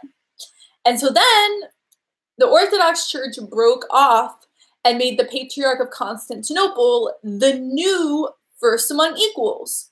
But he was not the first among equals for the entirety of Christian history. So, yeah, it's pretty... People are always like, why did you choose Orthodox? Like, why do you think people choose Catholicism over Orthodox? Like, it's not like, oh, I like the transubstantiation explanation. Like, oh, I love Aquinas. He's not an Orthodox. Like, I'm serious. Why is that even a question that people have? The Catholic Church has Byzantine liturgy that's exactly the same. So there's no reason for someone to choose Catholic over Orthodox, except being united with Rome. That's literally the only reason. I mean, maybe people make really irrational... Actually, yeah, people make really irrational decisions. So I'm sure people have other reasons, but that's the only actual reason. Because we literally have the same theology. I mean, a lot of people think we have these minute differences that are huge to overcome, but we agree on everything. I'm still stressed, but I feel a little better now after watching you. Oh, yay! I'm never stressed out, so I hope you guys feel happy. The Ark of the Covenant, which is lost. Then Mary became the new. I agree. Sorry, I'm laughing. Can someone block Mr. Jumper?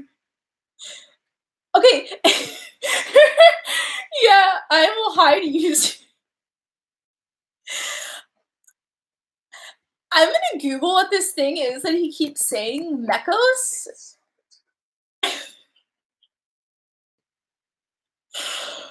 What? It's so gross. It's so... Okay, I Googled it and I didn't even look at it. I just saw an Urban Dictionary thing. I didn't even read it. So don't read it. I'm a very pure person, so I don't like stuff like that. But I can't believe he's been saying that the entire chat. I'm so sorry, guys. Here, I'm gonna start making people moderators who I know. Add moderator. Who else has been really chill? Fatima, you can be a moderator. We talked about that. Free college for everyone. Isn't that the same thing as high school? Yeah. If only YouTube could translate what the host said into Chinese in real time. Sorry, guys. I'm sure we'll be able to do that in the future. My English level is limited to exams. I honestly think that everyone should learn Chinese because it's becoming such a big language. So I know a lot of people who are getting MBAs or going to law school who are also learning Chinese. So Chinese and Arabic are really important to learn for the future of the world. Hey, thanks for your video on being gay, homophobia. It was helpful in many ways. I hope made you feel super loved because there's honestly not that much homophobia in the Catholic Church. It's just people online who are trolling. But if you go to a normal parish, most people are really chill. Are you going to Seek 2020 Catholic Conference? No. They wanted me to come to the one this year, and they, so not to be negative toward the conference, I doubt they're going to watch this. They're definitely not going to watch this. But a lot of companies try to work with me and try to get free labor. And I don't care if it's a Catholic company. I don't care if it's someone I know. I don't care if they're really nice. I don't care if it's for a good cause. You don't just do free labor. Every single company has an advertising budget. And companies that refuse to use their advertising budget and take advantage of YouTubers is something that I am so... like, it makes me so angry because as a creator, I've dealt with this for the entirety of my YouTube channel where people are like, I'll mail you a free pair of shoes if you can shout it out. I'll take you to this event if you talk about it. And my thing is, I don't want anything. I don't care. I don't care if someone gives me a free trip somewhere. I don't care if they'll give me a specific product. If you're not going to pay from your advertising budget for free labor, then it's a problem. And so that's what they were going to do. They were going to not pay me for being at an event for like 70 hours. So that's why I didn't go. And a lot of people might think, oh, it's a cool experience. Like, I don't need cool experiences. I'm really content with my life. So yeah, and I know a lot of people might think that's really conceited, or I don't know, whatever word you guys want to use, but my time is super limited, and so people think it's a positive thing to have me show up at some event and attend it and film myself at the event. But if I'm at an event, like I wasn't going to be one of the speakers. They just wanted me to walk around by myself and film things. And I don't want to be put in a giant sea of people who will recognize me and come up to me. Like, that's so stressful. I don't want to be in a situation like that. So yeah, just the time commitment is a lot. And when I speak at events, behind the scenes, I'm editing videos.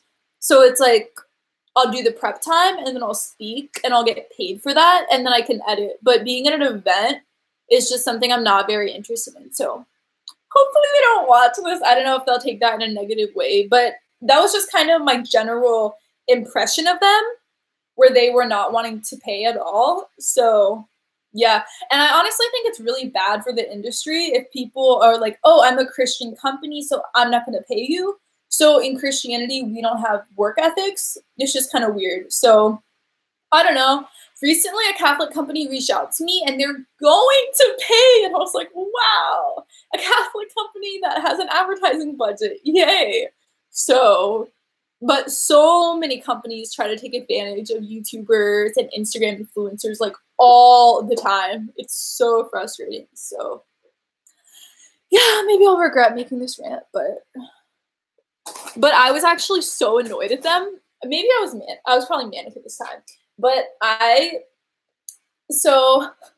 made a really long list and I calculated the amount of hours I would be spending and how long it would take me to edit a video talking about it because it takes so long to edit, right? And I calculated how much they would have to pay me and it was so ridiculous. Like I didn't even want to go to the event at all. I wasn't going to go, but I just made this articulate budget. And then after like a week, they emailed back my manager, yeah, like we decided like this can't work. But I didn't want to go. So, yeah, so I'm never really going to go to big conferences. Unless I wear a disguise. But I feel like when I was younger, I really liked going to really big church events. I went to the Passion Conference and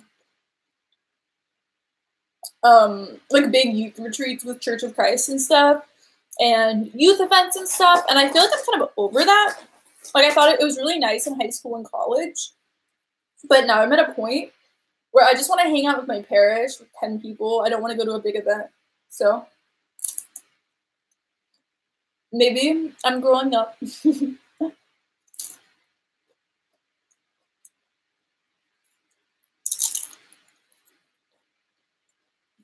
I can't believe that someone was saying such a mean sexual thing for so long. I feel so traumatized. Hey, Lizzie, I just wanted to ask you a question. I go to a Protestant school, but I'm Catholic. Everyone makes fun of me, saying, you worship Mary, and stuff like, sorry, I'm laughing. I'm so bad, but I laugh at the worst possible opportunities. So my advice is to never get offended by anything. That's how I live. I don't care what people say to me or think about me unless they're like 10 people in my life who are really, really close to me. They're the only people who can hurt me. And even they can't hurt me that much because I have like a shield around me where I only care what God thinks about me. So, I mean, I don't really have tangible advice of how to build that, but I think just reading scripture all the time, prayer, get really close to God, and then I think you'll stop being concerned with how people treat you or what they say to you. Because, I mean, a lot of my friends say stuff like that to me, like literally, like my best friends would be like, you worship that statue. And they're not being mean, they just genuinely think that. And so I don't care when people say that. I'm just like, oh, we actually don't worship the statue, it just represents this person. But like people genuinely just want to know. And so I think when you're not offended, when you just answer questions, then it super helps them.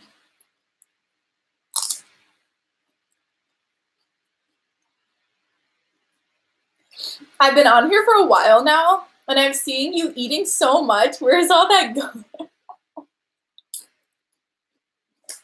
I know I've made a couple videos talking about some disordered eating patterns through the years, but literally 99% of the time, I have the most extremely healthy self-esteem and view of my body. And so I eat a lot. I have a really high metabolism because I've never really dealt with extreme, like, not eating carbs and dieting. Like, I never do that. I just eat healthy food. I eat vegan, I eat high carbs, so lots of whole wheat bread, brown rice, pasta. So by pasta, I mean 100% whole wheat brown pasta.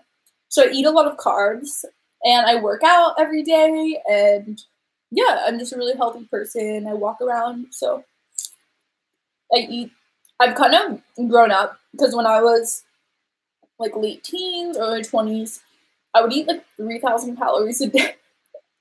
But my metabolism has kind of calmed down, which is good because it was so annoying eating so much food. Do you work out?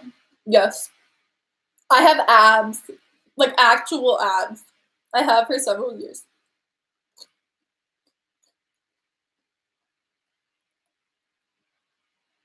what came first, the chicken or the egg? So with evolution, I'm sure there was some prototype chicken that came about first. Hey Lizzie, I really enjoy the videos you make. I'll pray for you. Thank you. I love you. Whole wheat pasta isn't really as whole wheat as you think. It is. The kind of pasta I buy is made of brown rice. That's a whole grain. Like there's nothing, it's not like, oh, I'm half brown rice. It's like, it's brown rice. It's non-processed rice. So I don't know where you're buying your pasta, but the kind I buy is a whole grain. I am high carb too. Oh, yay, Chris. Yeah, I hate it so much when people are anti-carb. It's so annoying. It's like one of those health trends where people are completely ignorant of reality. Where are you? I'm in my living room of my apartment. Stay wonderful and strong. Keep the faith. Catch you later. Bye, Sethero. I love you. We are doing something wrong with the faith. That's why people don't believe in God. Yeah, I think a lot of people who are against evolution and who see all these dichotomies with science, at least in the US, is one of the biggest problems with people becoming Christian, because they view Christianity as anti-intellectual and just as inherently antithetical to reality. And so that's a huge problem. And that's something I see a lot. And then I think the second biggest problem is penal substitutionary atonement theology. PSA theology, I hate. Top things that I hate the most in the world: relativism, PSA theology. So that basically teaches that God is this angry God wanting to burn everyone if they don't believe in him. And that's some people's idea of hell. And do the heart. Anyways, I think that's a really big problem. Calvinist type stuff, misinterpreting Anselm, that's really toxic. And so I think those two things. Sugar is not meant to be consumed. Sugar, glucose, is in every single carbohydrate. Fruits, vegetables, rice, bread, all has sugar. Processed sugar, high fructose corn syrup, super weird. But regular sugar in whole plant-based foods, every single cell on your body, in your body, runs on glucose from those foods.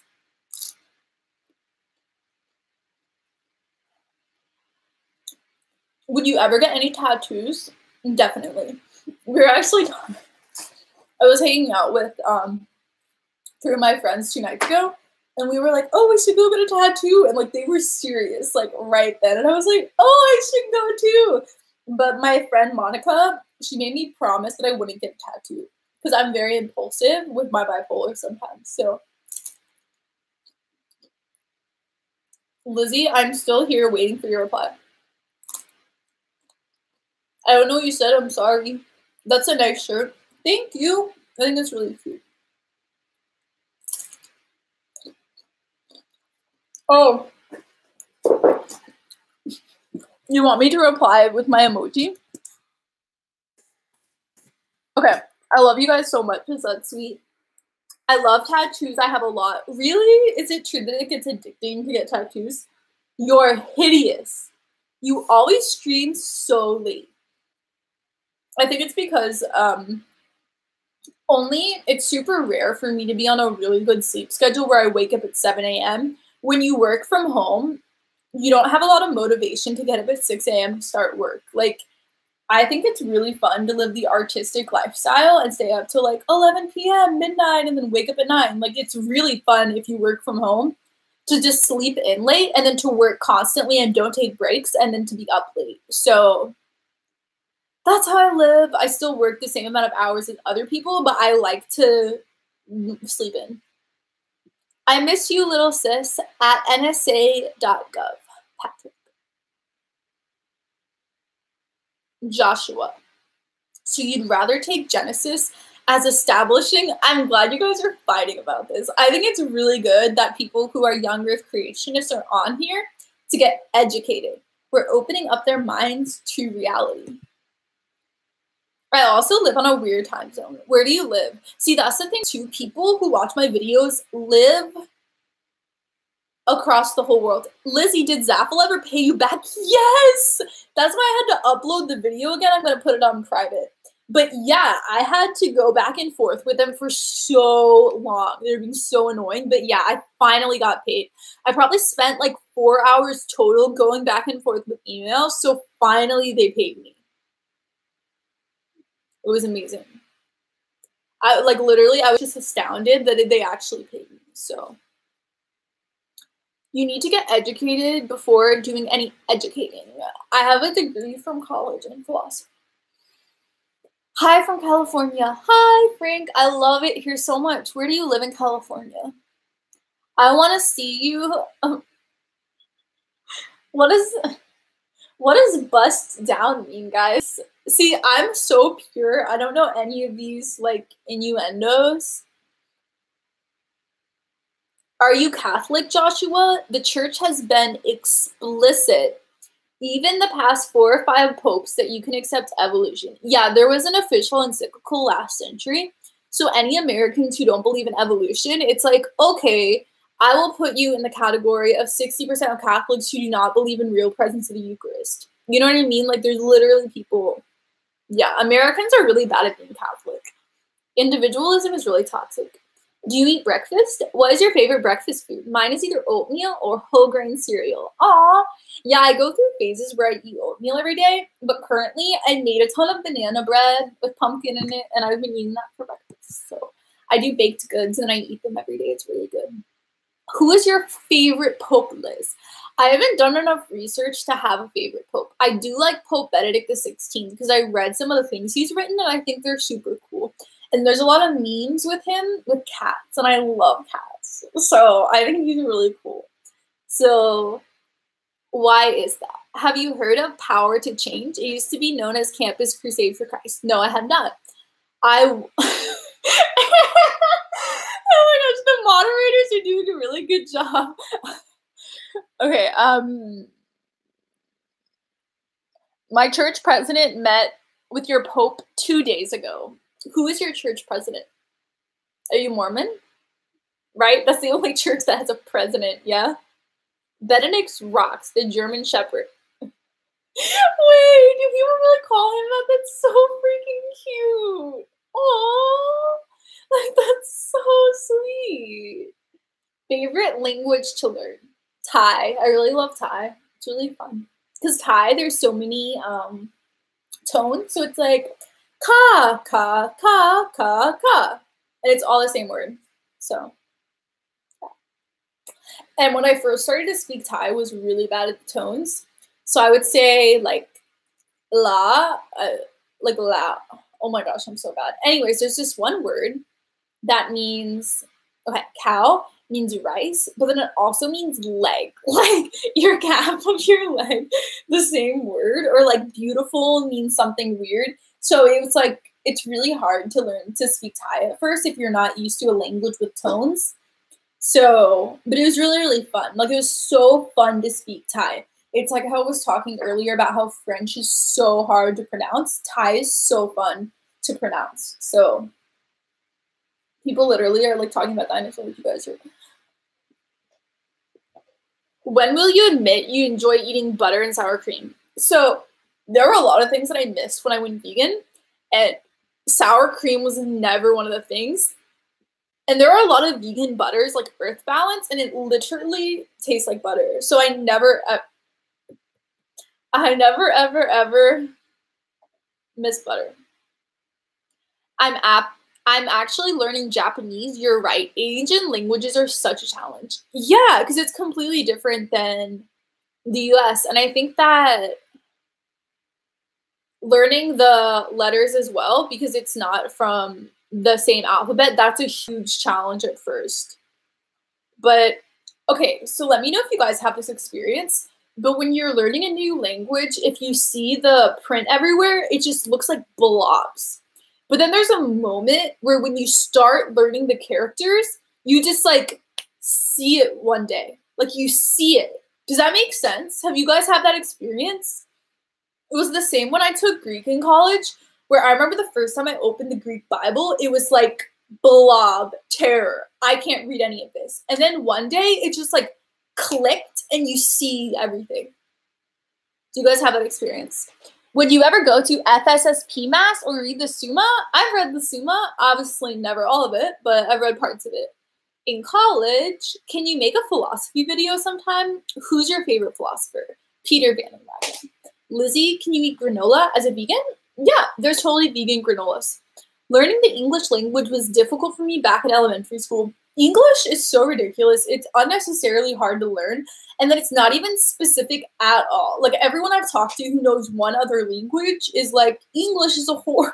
It's such a, like, it's so vague with the words. So I don't know why it's becoming such a universal thing. I don't like that. Speaking of breakfast, have you tried the Silk Mango Peach Yogurt? So good. I'll write it down. I've never ever tried vegan yogurt before. Maybe because the stores I go to don't have it. But I guess you live in California. Where do you go for grocery shopping? I go to Trader Joe's. I should go to Whole Foods. They have so much vegan food. I don't shop there because it's so pricey. But sometimes I'll get a couple things there. And I was there, and they have, like, vegan breakfast sandwiches. Like, scrambled eggs, sausage, and it's vegan. So they have so much stuff. Are you going to VidCon? Maybe. Someone emailed me about that. Not VidCon, but someone emailed me about it. Have you ever been to Steubenville? No.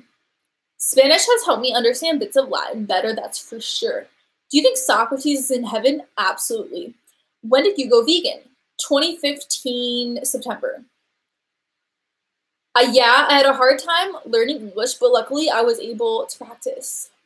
Dude, please, you DM. I have messaged you.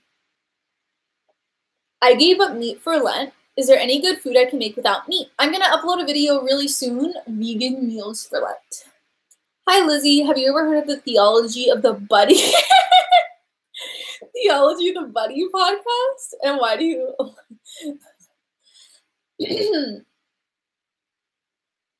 I'm meeting Alice Silverstone in Chicago this month, and she's been vegan since 2005. The longest vegan I know that is vegan. LOL. That's so, yeah, because I feel like it's become really trendy since like 2009, 2010, but like now everyone's vegan, like 5% of the world or something. But yeah, then it was not trendy. And now it's so easy because they have vegan milk, vegan yogurt, vegan cheese, vegan meat. Like, it's so easy to be vegan. And they are starting to have some vegan options at restaurants. But before, it was so hard. I don't even know. Are you actually quitting? I just got here. No. I was just talking about how I didn't post videos last week. So I obviously made it clickbait. Diet yogurt. But I actually did. Like, and when I say I quit YouTube, I didn't say I'm quitting YouTube. It was past tense. So, will you lecture in the future? I did yesterday! I have before, a couple times before, but I actually did my Virtus, and my priest is like, will you do the reading? And then the person who was also doing the reading is like, do the longer reading. So I did. I was kind of nervous, actually. I was kind of shaky, because there were a lot of people there, but I did it. Lizzie, is it scary dating? I'm single, but I'm scared to get into a relationship. It's horrifying. It's so terrifying getting into a relationship. For me, there's kind of a litmus. I'm being very dramatic right now, but for me, it literally is like an emotionally scary thing, because I was saying earlier about how I'm not against marriage, but I'm like, push back marriage because I don't like commitment. So for me, it's really scary at first because it's like complete vulnerability, and like they can shatter your life and your heart. You know what I mean? But I feel like once I get over that point and I commit, then it's easier. So for me, it's like really hard at first, and then it's chill. But for other people, it may be scary at first. But honestly, the best advice I ever heard on relationships was by one of my campus ministers. And he said, let people earn your trust. And what he meant by that was, at my college, people would just like stay up late at night, open up their whole soul to someone. It was just what happened. And then you would cut the person off and stop talking to them. So be careful with sharing your full self. Do it over time until you really trust someone.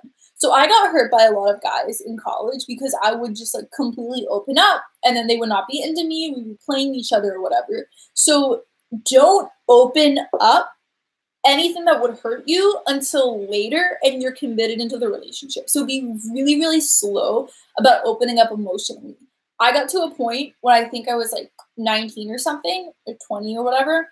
And I got to a point where I was like, okay, I was hurt because of this. I'm never going to share these 10 things because I will get hurt if I share them with someone who is just talking to me or messing with me. So think about things that are really vulnerable, that are really important to you that you will not share with someone who you just meet. So that's how to not get attached and how to not get hurt. So yeah, and I was just about to say play other people. I don't mean it like that, but just, yeah, be careful with getting to know people. I know for me, when I'm talking to someone for the first time, I ask them lots of questions and I let them talk more than I talk. So I think it's kind of like a game, how dating is in the beginning. So I'm always the one who's less vulnerable and less open. So that's how I start things off so that I don't get hurt. Yeah, so just basically don't get attached at first. Hi, Lizzie. How to deal with friends who are so persistent with pushing their beliefs on you? I mean, just don't get fazed by it. You know, like people are annoying sometimes. Listen to them. People just want to be understood. So just listen to them talk and let them talk. But I mean, it doesn't have to affect you. And I mean, if you listen to their position, then over time, they'll want to hear your position. You know what I mean? So if you just like let them rant and rant and rant and talk, then you kind of earn their respect and you earn the right to share your perspective with them. I just came back from New Jersey Comic-Con and I watched all of your videos while I was there. Oh, I feel so understood. You watched all 500 of my... I'm just kidding. So the other day, I don't know if it was on a live stream or something, but someone said the first video they saw of me, it was literally my first video after my intro video. It was like graduation hair tutorial, and they literally found my channel from my first video. And I was shook. I watch you every time I sleep. Oh, that makes me so happy because I have YouTubers who I like watch on my phone before I fall asleep as well. I've been a fan since 2014. That's so long. I love your makeup. Thank you. Sorry, I was trying. I love your live chats. Me too. I'm gonna do these every week. Hopefully more. Lizzie, kid, sis, private eye. Okay, sorry, I'm gonna like block you. I don't know. Muted the video. It feels way better. What is your necklace? It's Mary. Yeah. Do you think it's pretty, guys? Trevor gave it to me. Oh, if you're new here, I have a wishbone as a nose ring. Do you read fiction? Yes! I was obsessed with fiction growing up, and then I kind of like phased out because I had to read stuff for school. But my sister has actually been getting me more into fiction because she'll buy me books for Christmas. So send me book recommendations because I need to read more. Fiction is like so relaxing for me. Do you have a P.O. box from fans to send you stuff? No. I tried really hard a year ago to get a P.O. box, and it was too hard. Like, I couldn't do it with the post office because I had to sign up with the government as a business to have like Lizzie Reese. Sorry, guys. It was just my water. To have Lizzie Reese rather than my name because that's not my name. And then I was going to different places in my neighborhood to find like where to do the P.O. box. And they were all like $100 a month. It was ridiculous. So I should try to find a place. And then the other thing is, if I do a P.O. box like in my neighborhood, then people know my neighborhood. So it's kind of like, why not just do my address if they're going to still be in my city? Like, I don't want people to know anywhere near where I live. So I don't have, which is super sad. But when I was in college, I had people mail to like my college address, my P.O. box there. And it was really fun. getting handwritten letters, and people would make me gifts and stuff. It was really sweet.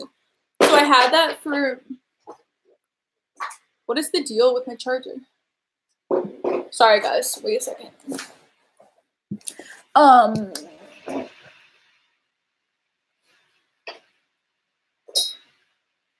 Okay, I got it. Oh my gosh, there's a fly in the room. What? Okay. Here I am. Okay, I need to leave soon because it's really late. How is school going? I'm not in school. I graduated college in 2016, so I'm not in school anymore. I just got back from pilgrimage in Spain. I want to send you stuff. Maybe I should try again to find a P.O. box. It'd be really fun. And then actually it might be good to have packages sent there because we get a lot of our packages stolen, and so it's so stressful ordering things. Because people steal them. And everyone who I tell about my packages getting stolen like freaks out. And they're like, your packages get stolen. Who do you live with? What is your apartment complex? People get so... Yeah, but I feel like where I live, I'm not pleased. I want to send you something too. Oh, I love you guys. Maybe I should find a place. Do you like reptiles? My lizard is my baby. I don't have any pets right now. I don't really want one. Good night, everyone. Have a good week. Good night, Patrick. I love you. Diaga, please be very careful with your privacy. Yeah. So that's why I think I shouldn't get a P.O. box, because you could trace it to where it is. And no one knows even what city I live in. So, oh, thank you for loving me, Fatima. Do you do vegan food boxes? I'd send you vegan food and shirts and stuff. Lizzie, reply on Insta. I have so many messages, but I'm like, my thing is to spend more time doing direct messages, like an hour and a half every day. So for sure, man, there's like trolls here and there. I want your help with what? I need advice. I'm going to college soon. One day I'll go with friends, but the other is a better school. What do I do? Go to the one where you have the least amount of debt. I personally didn't talk to anyone from my high school after high school, and all of my friends I met in college who are my best friends now. So I feel like just because you have friends from high school, maybe you would find better friends in another college. So, but I mean, I don't really value people that much, so I don't make decisions based upon people very often. My boyfriend has bipolar.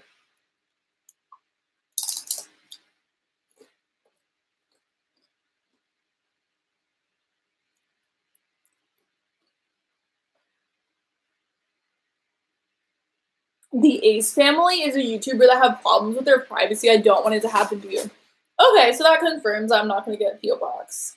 Because I just don't need it.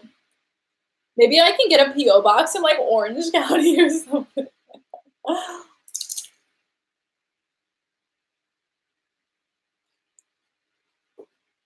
How do you get those Be a Saint shirts if they're not mailed to you? So companies go through my manager. So potentially someone could pose as a company to get my personal info, but I research people, like I research a business. So unless like a person stalking me who wanted to murder me started an entire business that looked so legit with all their social media and website and their followers and all that, like, I don't know. It'd have to be someone who already had a business. That's actually a really good way to mess with people. Good night, Lizzie. Good night, Patrick. Love you too. Oh! My friend just texted me it would be awesome if you liked my post. And I was like, she reacted to it live! And she flipped out. Those sweet memories will always be dear to me.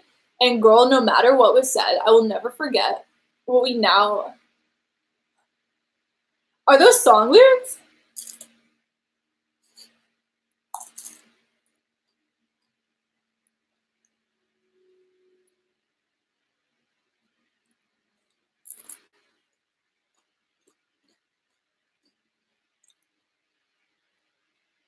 People who are stalkers watch for every detail. You should be careful on your vlogs also.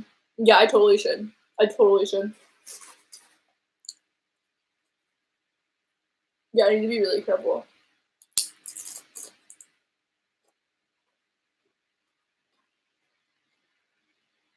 I need to be more careful. I need to always be thinking about. My boyfriend hasn't told his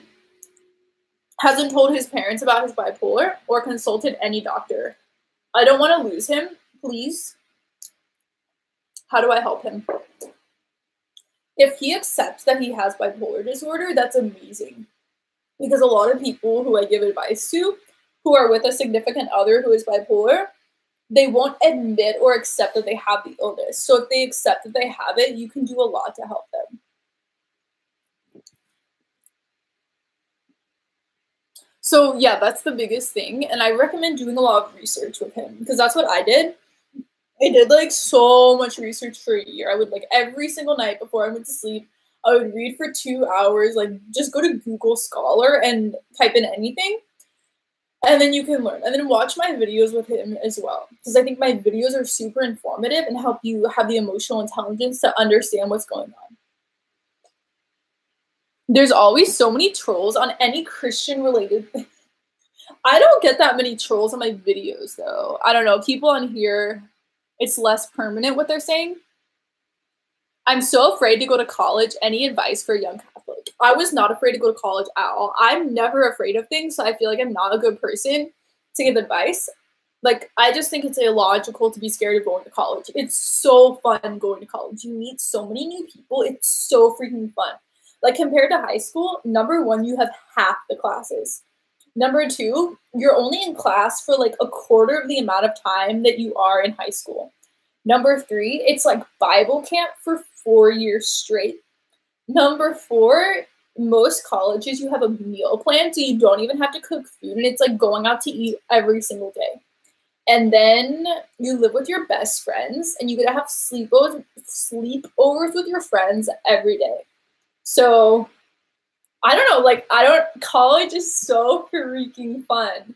And it's exhausting. You have to work constantly, all-nighters, extracurriculars, study. Like, it's exhausting, but it's so fun. So, it's only stuff to be excited for. Don't be afraid. It's not that bad. Let's invalidate his emotions. What are these trolls doing? I don't even see the trolls. Okay, here. I'm going to make you a moderator. I don't know how. Guys, I'm very optimistic about life. And I only see the good in the world. And so it's so funny that you guys are like, there's so many awful people here. And I don't even see them. Like, I'm reading the same exact comments. Someone's acting like an 8.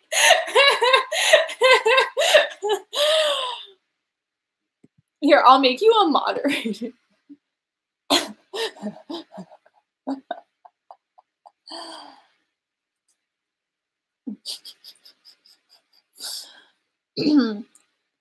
Thank you guys for affirming each other and talking to each other. That's so sweet.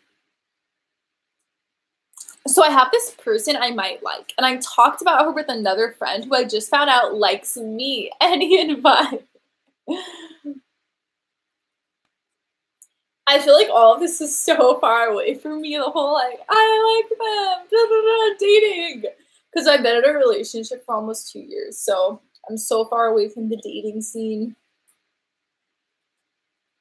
College isn't that great for everyone. Not everyone has best friends. It can be a letdown if people are promised a great time. See, this is the difference. You create your own reality. So if you want things to be amazing, they will be amazing. I go into every single situation thinking it will be amazing, thinking everyone is this amazing person.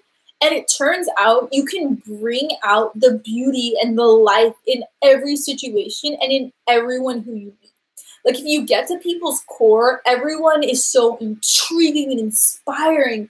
Like, you can fall in love with anyone. I had that epiphany when I was in college, that anyone you can fall in love with if you know enough depths about their life. So yeah. I mean, I know a lot of people will disagree, but I have the most amazing experiences in my life, and it's not because I just, by luck, happen to meet amazing people. I just bring out the amazing in people. Like, I find it.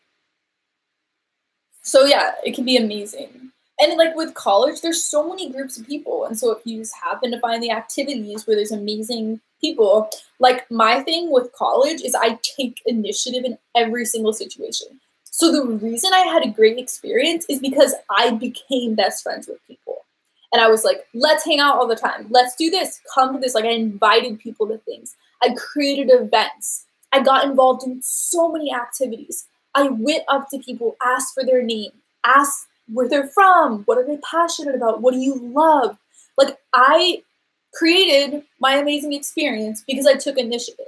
So, and I get it, there are situations where people are horrible roommates.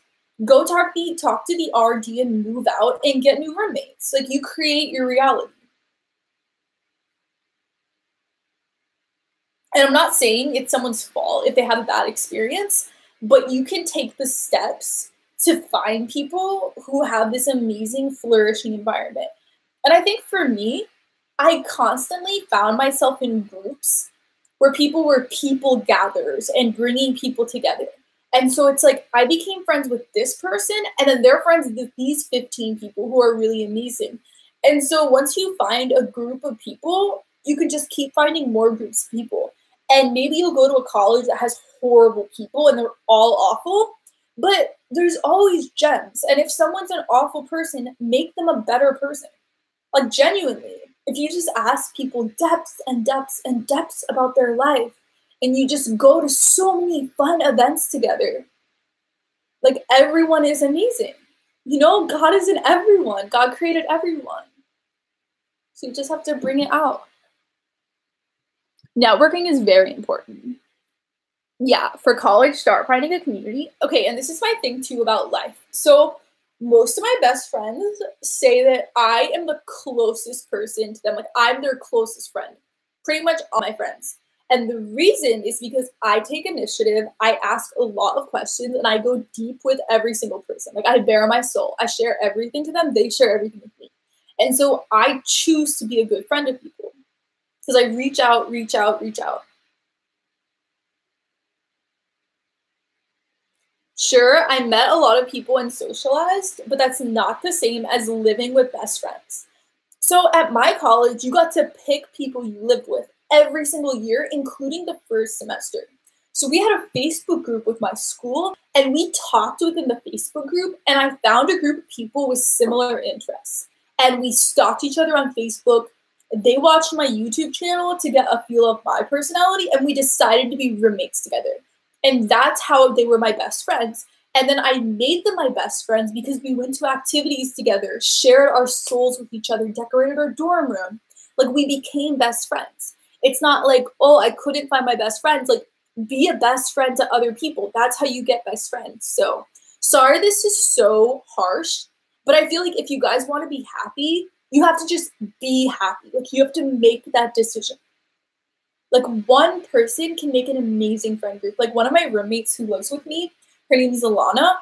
She has her own YouTube channel. I'll actually link her YouTube channel. She is a people gatherer.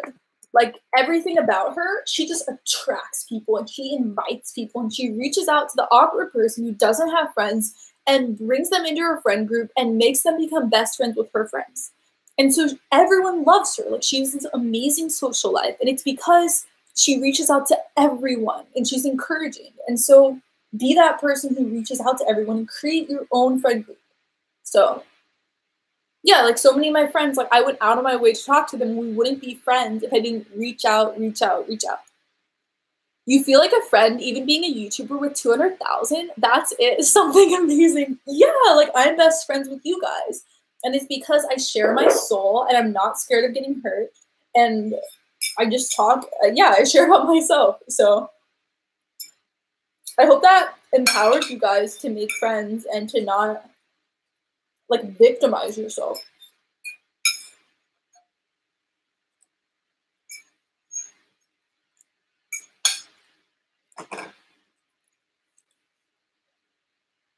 I wish I were in college again, back before it became PC because of snowflake SJWs. Yeah, I mean, I went to a private Christian college and we had none of that. So I've been shocked recently to find out that that's how a lot of colleges are. Like, I'm shocked. I actually did create a friend group in high school and reached out to everyone. That's amazing. Like, I wish I'd found social skills earlier in life because I didn't have a good high school experience because I didn't put in the effort to hang out with people.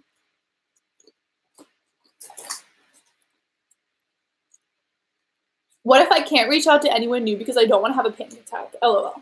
See, this is why there's people like me who can reach out to you. Because I totally agree. Some people are not super extroverted and they genuinely do need someone to reach out.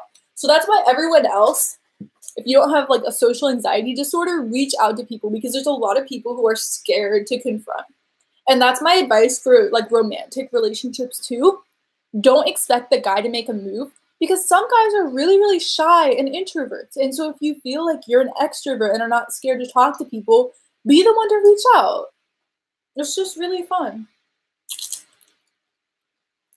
Oh, so we are friends? That is so sweet. Yeah, you guys are my best friends. I share more with you guys than like everyone else. Like literally, I share more on here than with people in my life. Please don't quit. You are awesome. Oh, I love you. Any advice for people wanting to go vegan? I'm uploading a video on, what's today? Wednesday, how to go vegan for Lent. Or maybe Thursday. We'll see. Ugh, I'm way too introverted. Yeah, and so that's the thing. Like, I'm very extroverted and I will just go up and talk to everyone. So that's my thing. Like, I talk to people like you and become best friends with you. I'm horrible at talking to guys.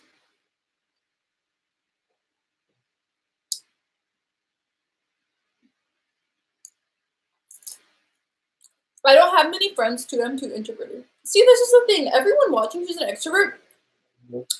Sorry. Reach out to people. Like, if you're someone who's not scared, go talk to everyone. I'd be lost if you quit YouTube. I will never quit YouTube. Like, even if I was like sick in the hospital about to die, or like pregnant and dying, I would just do live streams all the time because I wouldn't be able to edit. I would just live stream like every single day. Lizzie, tell me about Online Health Line. Does that work? It's called Live Health Online. Live Health Online. Yeah, it totally works. You can put in your health insurance, and if you don't have health insurance, just Google for a code, a discount code, and there's so many you can find. So yeah, I get psychiatric medication, but a lot of my friends get regular medicine. Like if you get pink eye or have a fever, you can just get medicine on it. So not just people with bipolar, but anyone. I'm somewhat extroverted, but I have my introvert ways. You want me on the live stream? No, I'm missing any chips.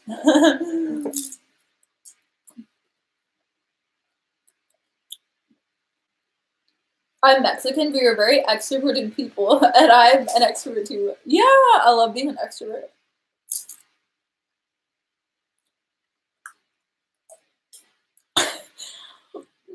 Okay, Vincent, I will pray for you, okay? I'm going to put you in my praying for everyday members. No.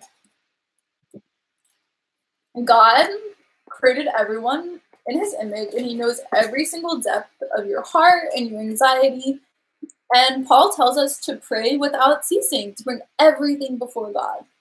And that's one of the reasons I don't get scared ever, because I pray about everything. And so I'm not scared because I deal with it in prayer. Like, you have to deal with your emotions and then live. And so just pray constantly. Anytime you're worried or stressed or don't know what direction to take in life, just pray and pray and pray. So pray about absolutely everything. Like, I pray when I'm in depression that I will wake up the next morning on time to my alarm clock. Like, little things like that. And if I'm in a conversation with someone, I just want the conversation to go well, then I pray and during the conversation when I'm talking to people. So, I agree. I'm a second semester senior in college, and I've never had any type of romantic relationship at all or dated. I've never been asked out either. See, you have to ask out. I don't think I would have had anything ever. Okay, that's not true. I was going to say I don't think I've ever would have had something happen with a guy if I hadn't reached out, but that's not true. But yeah. So guys, do reach out to me. But the people I actually have cared about being with, I always reach out to them. So yeah. Can you pray for me, please? What do you want me to pray for you? I'm gonna do like specific Lent prayer requests.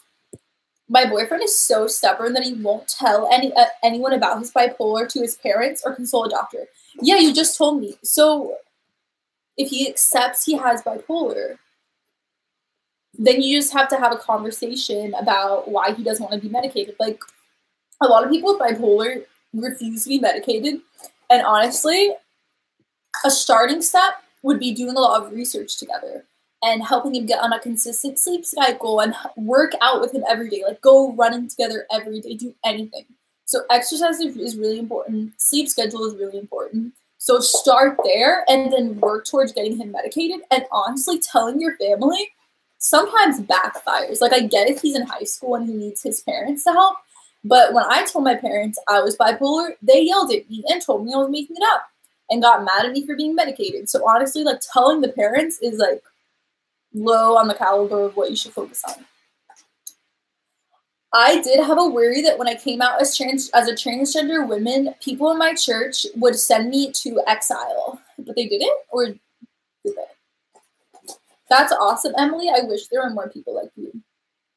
The very, very, very conservative church I was a part of in Thailand, people were trans there and openly trans, and everyone was chill with them. So, really fundamentalist church. But their Christianity was more pure than here. Okay, stressed out about school and going through really bad self-esteem issues. So you're a second semester senior in college. Okay, I'm going to pray for you every day of Lent. And then we can check back at the end of Lent about how you're doing. Okay, the world is beautiful 9. And you're actually one of my favorite subscribers. You've been here through everything. So stressed about school and going through self-esteem issues and never been in a relationship. Wow, so your life is so stressful right now because you have to figure out a job in like 3 months. And never been. Sorry, I'm being so blunt, but I mean, my friend who graduated last year, she applied to 120 jobs and only got 3 interviews and only got accepted by 1. So you guys have to be on it with applying to jobs. Just apply to everything. Beautiful, pretty. Lizzie, can I message you on my Instagram? Yes. Brooke, hi. I remember you. I need to explain my situation to you, and it's a long story. Okay. DM me on Instagram, and I'll reply to you through video, because writing takes so long, so I'm going to do a video. What did you give up for Lent? My time. So I'm doing an hour Bible study every day, 30 minutes of prayer, an hour and a half on social media, and uploading, and live streaming once a week. But this week, I'm uploading every day, so... Or create your own business. Yeah, for sure. But you need to get that started now because a lot of businesses have a lot of beginning stuff and you don't start making money until everything's set up. How much Seroquel do you take? When I took it, I was up to 700 milligrams. I take 100 a day now. Hi there. Hi, Alvina. My name is actually Paolo, but it's hard to pronounce. Paolo, Vincent, Leon. Are you on my prayer list? Oh, okay, cool, cool. So I'll pray for Paolo. So asking God for college advice. Are you the one who said you don't, you're scared of college and stuff? Scared of college. Scared of college. All right, you guys in my prayer journal. Okay. I love you too, Bern. I love you so much.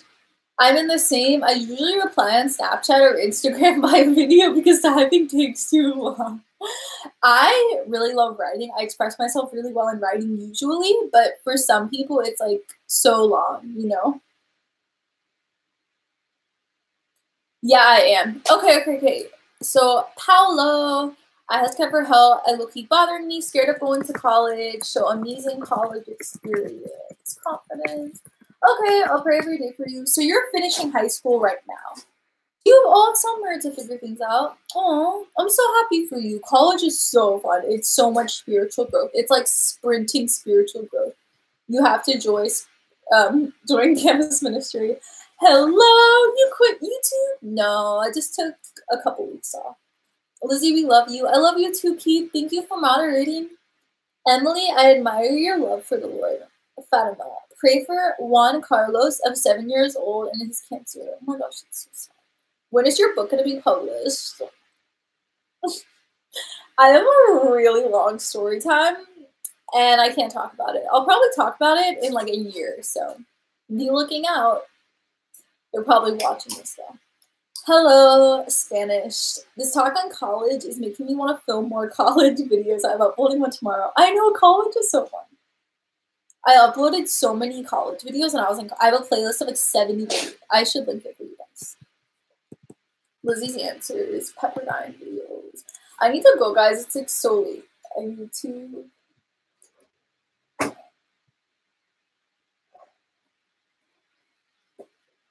Okay, Pepperdine, my Pepperdine experience, dorm tours, and roommates. I'm gonna link you guys a playlist, and I'm probably gonna go like soon. When? Oh gosh, I missed all your comments. Okay, I'm gonna go at 2:30. So right now it's 2:25 of the timer thing. I love you. Please reply my Insta. Divya message me again. So it's like at the top of my messages. My username is okay. Giving me work. Okay. Divya Mariam. Okay, I'll message you right now.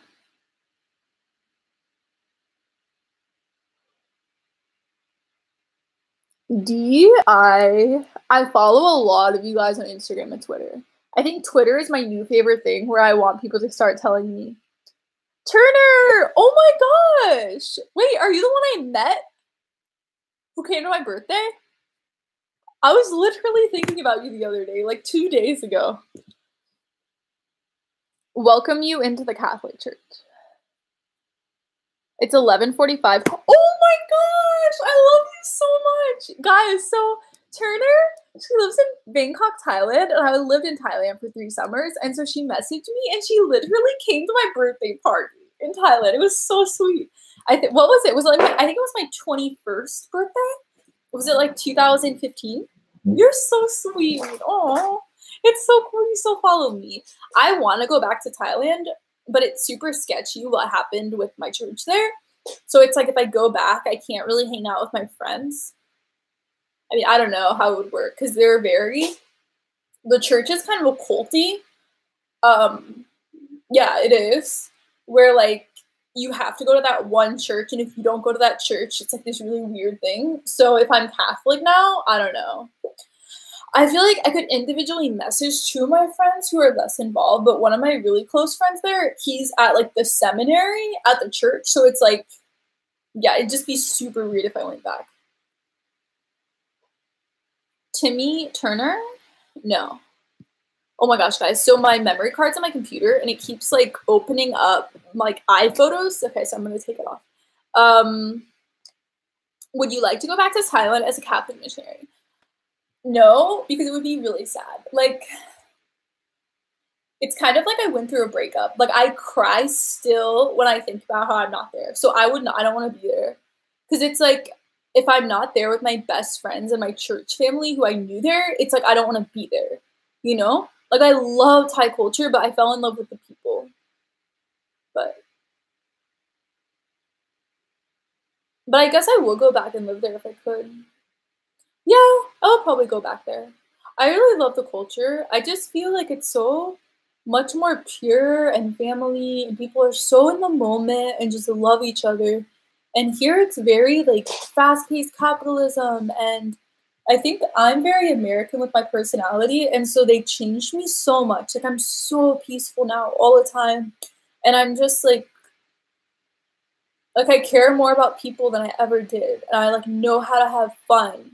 And yeah, so I feel like it permanently changed me being in that culture. So I guess, yeah, I will want to go back. Tell that to a medical doctor. Good night, Lizzie. Good night, David. I love you so much. Is there anything you would like me to pray for you? As the thing. Just with like publishing stuff for the future, because I have my Catholic book I want to publish and my bipolar book, and it's really up in the air with publishing, and there's a lot of uncertainty, and I just want to have it out for my career. So just for all of that, for getting to publish, and for everyone involved, for all the publishing people. So, yeah. I wish I could talk to you guys about it. My sweet mate just went to Thailand on spring break and got back a few days ago. That's so fun. I'm so excited to hear what she did there. I know for me, I didn't do any of the touristy stuff. I just hung out with this group of people. So I never did the touristy stuff. One time we went to a beach together, Cha'an Beach, for a church retreat. So that was twice. It was super cool. And we went inland to some of the rural places as well. Go back and do a travel vlog to Thailand. Oh, I would cry if I went to Thailand. Like, I would just start bawling in the airport. It's sad that you quit YouTube. I didn't quit YouTube, babe. I was just talking about how for a week and a half I was not on YouTube. Why does everyone think you're quitting YouTube? I clearly missed something. Good night, Moon. Good night, Lamp. Good night, Teddy Bear. Good night, Toothbrush. Good night, Dead Cock. Guys, so it's been 2 hours and 30 minutes. So I'm going to go and take my Seroquel, which is one of my bipolar meds. Can you speak Thai for us? Sawadee ka, sabadi mai ka. I don't know what else to say. Chararakun. Trevor, Lamakma. Lizzie, you need to visit the Vatican. I think I will go to Rome sometime soon. I invite you to the Philippines then. Talk to your priest and pay for me to fly out, because I will in a heartbeat. You were great when talking on the Taylor Marshall show. He's so great. I have so much respect for him. Please keep me in your prayers. My mother died last week, and her funeral was this Saturday. She was not a Catholic. She had dementia. Okay, I'll pray for you every day for that. Carl, I have like a Google Doc of all of your prayers, and then I'm going to put them in my journal and pray every day. Good night. Good night, Emily. I love you. Good night. The world is beautiful 9. Filming my EDTPA tomorrow. What is that? Keep watching Dr. Taylor Marshall. I will every week. Keep watching. I pray to Rome 5 times a day. Oh, you pray to Rome? That's so sweet. Problem for financial aid in college. That's really hard. I would be so freaking stressed about debt. Okay, financial aid. Yeah, I talk to people at my college. What is your name again? I talked to people at my college who like they lost their aid, and for a whole semester they were in and out of the office and crying. Like, I can't imagine how that is. I'm glad I got to be a part of my first live stream. Oh, I love you, Alyssa. I'm so happy. Thank you for being here. I love you so much. Please do reply. I'll be so grateful for you helping my BF become a Catholic. I love you from an Indian.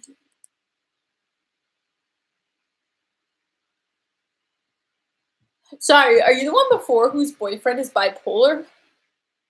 I forget. There's a lot of people. Speaking of prayers, a close friend of my family, she has had issues, and she's in the ER, heart issues. Would you want to be a missionary again sometime? In a heartbeat. I would leave the US like immediately.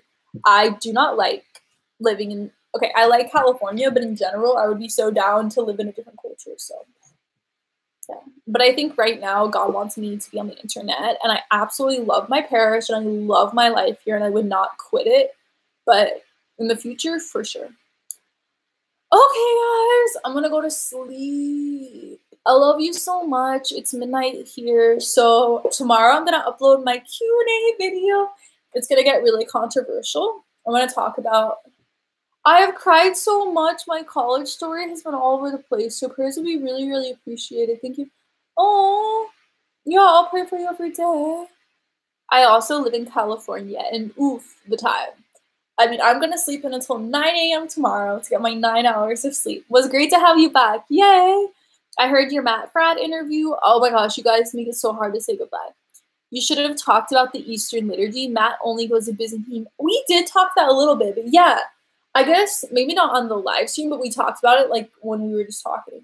So bring California to Texas. Oh, you guys know how like in relationships, like for teenagers, they're like, you say goodbye, and they like won't hang up. I feel like that's our relationship right now.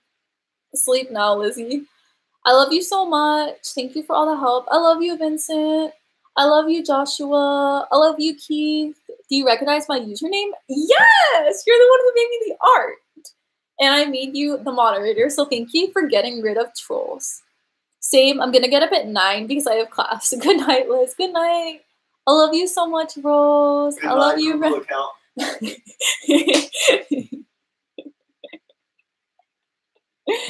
Okay. I love you. Good night. I'll see you guys tomorrow, okay?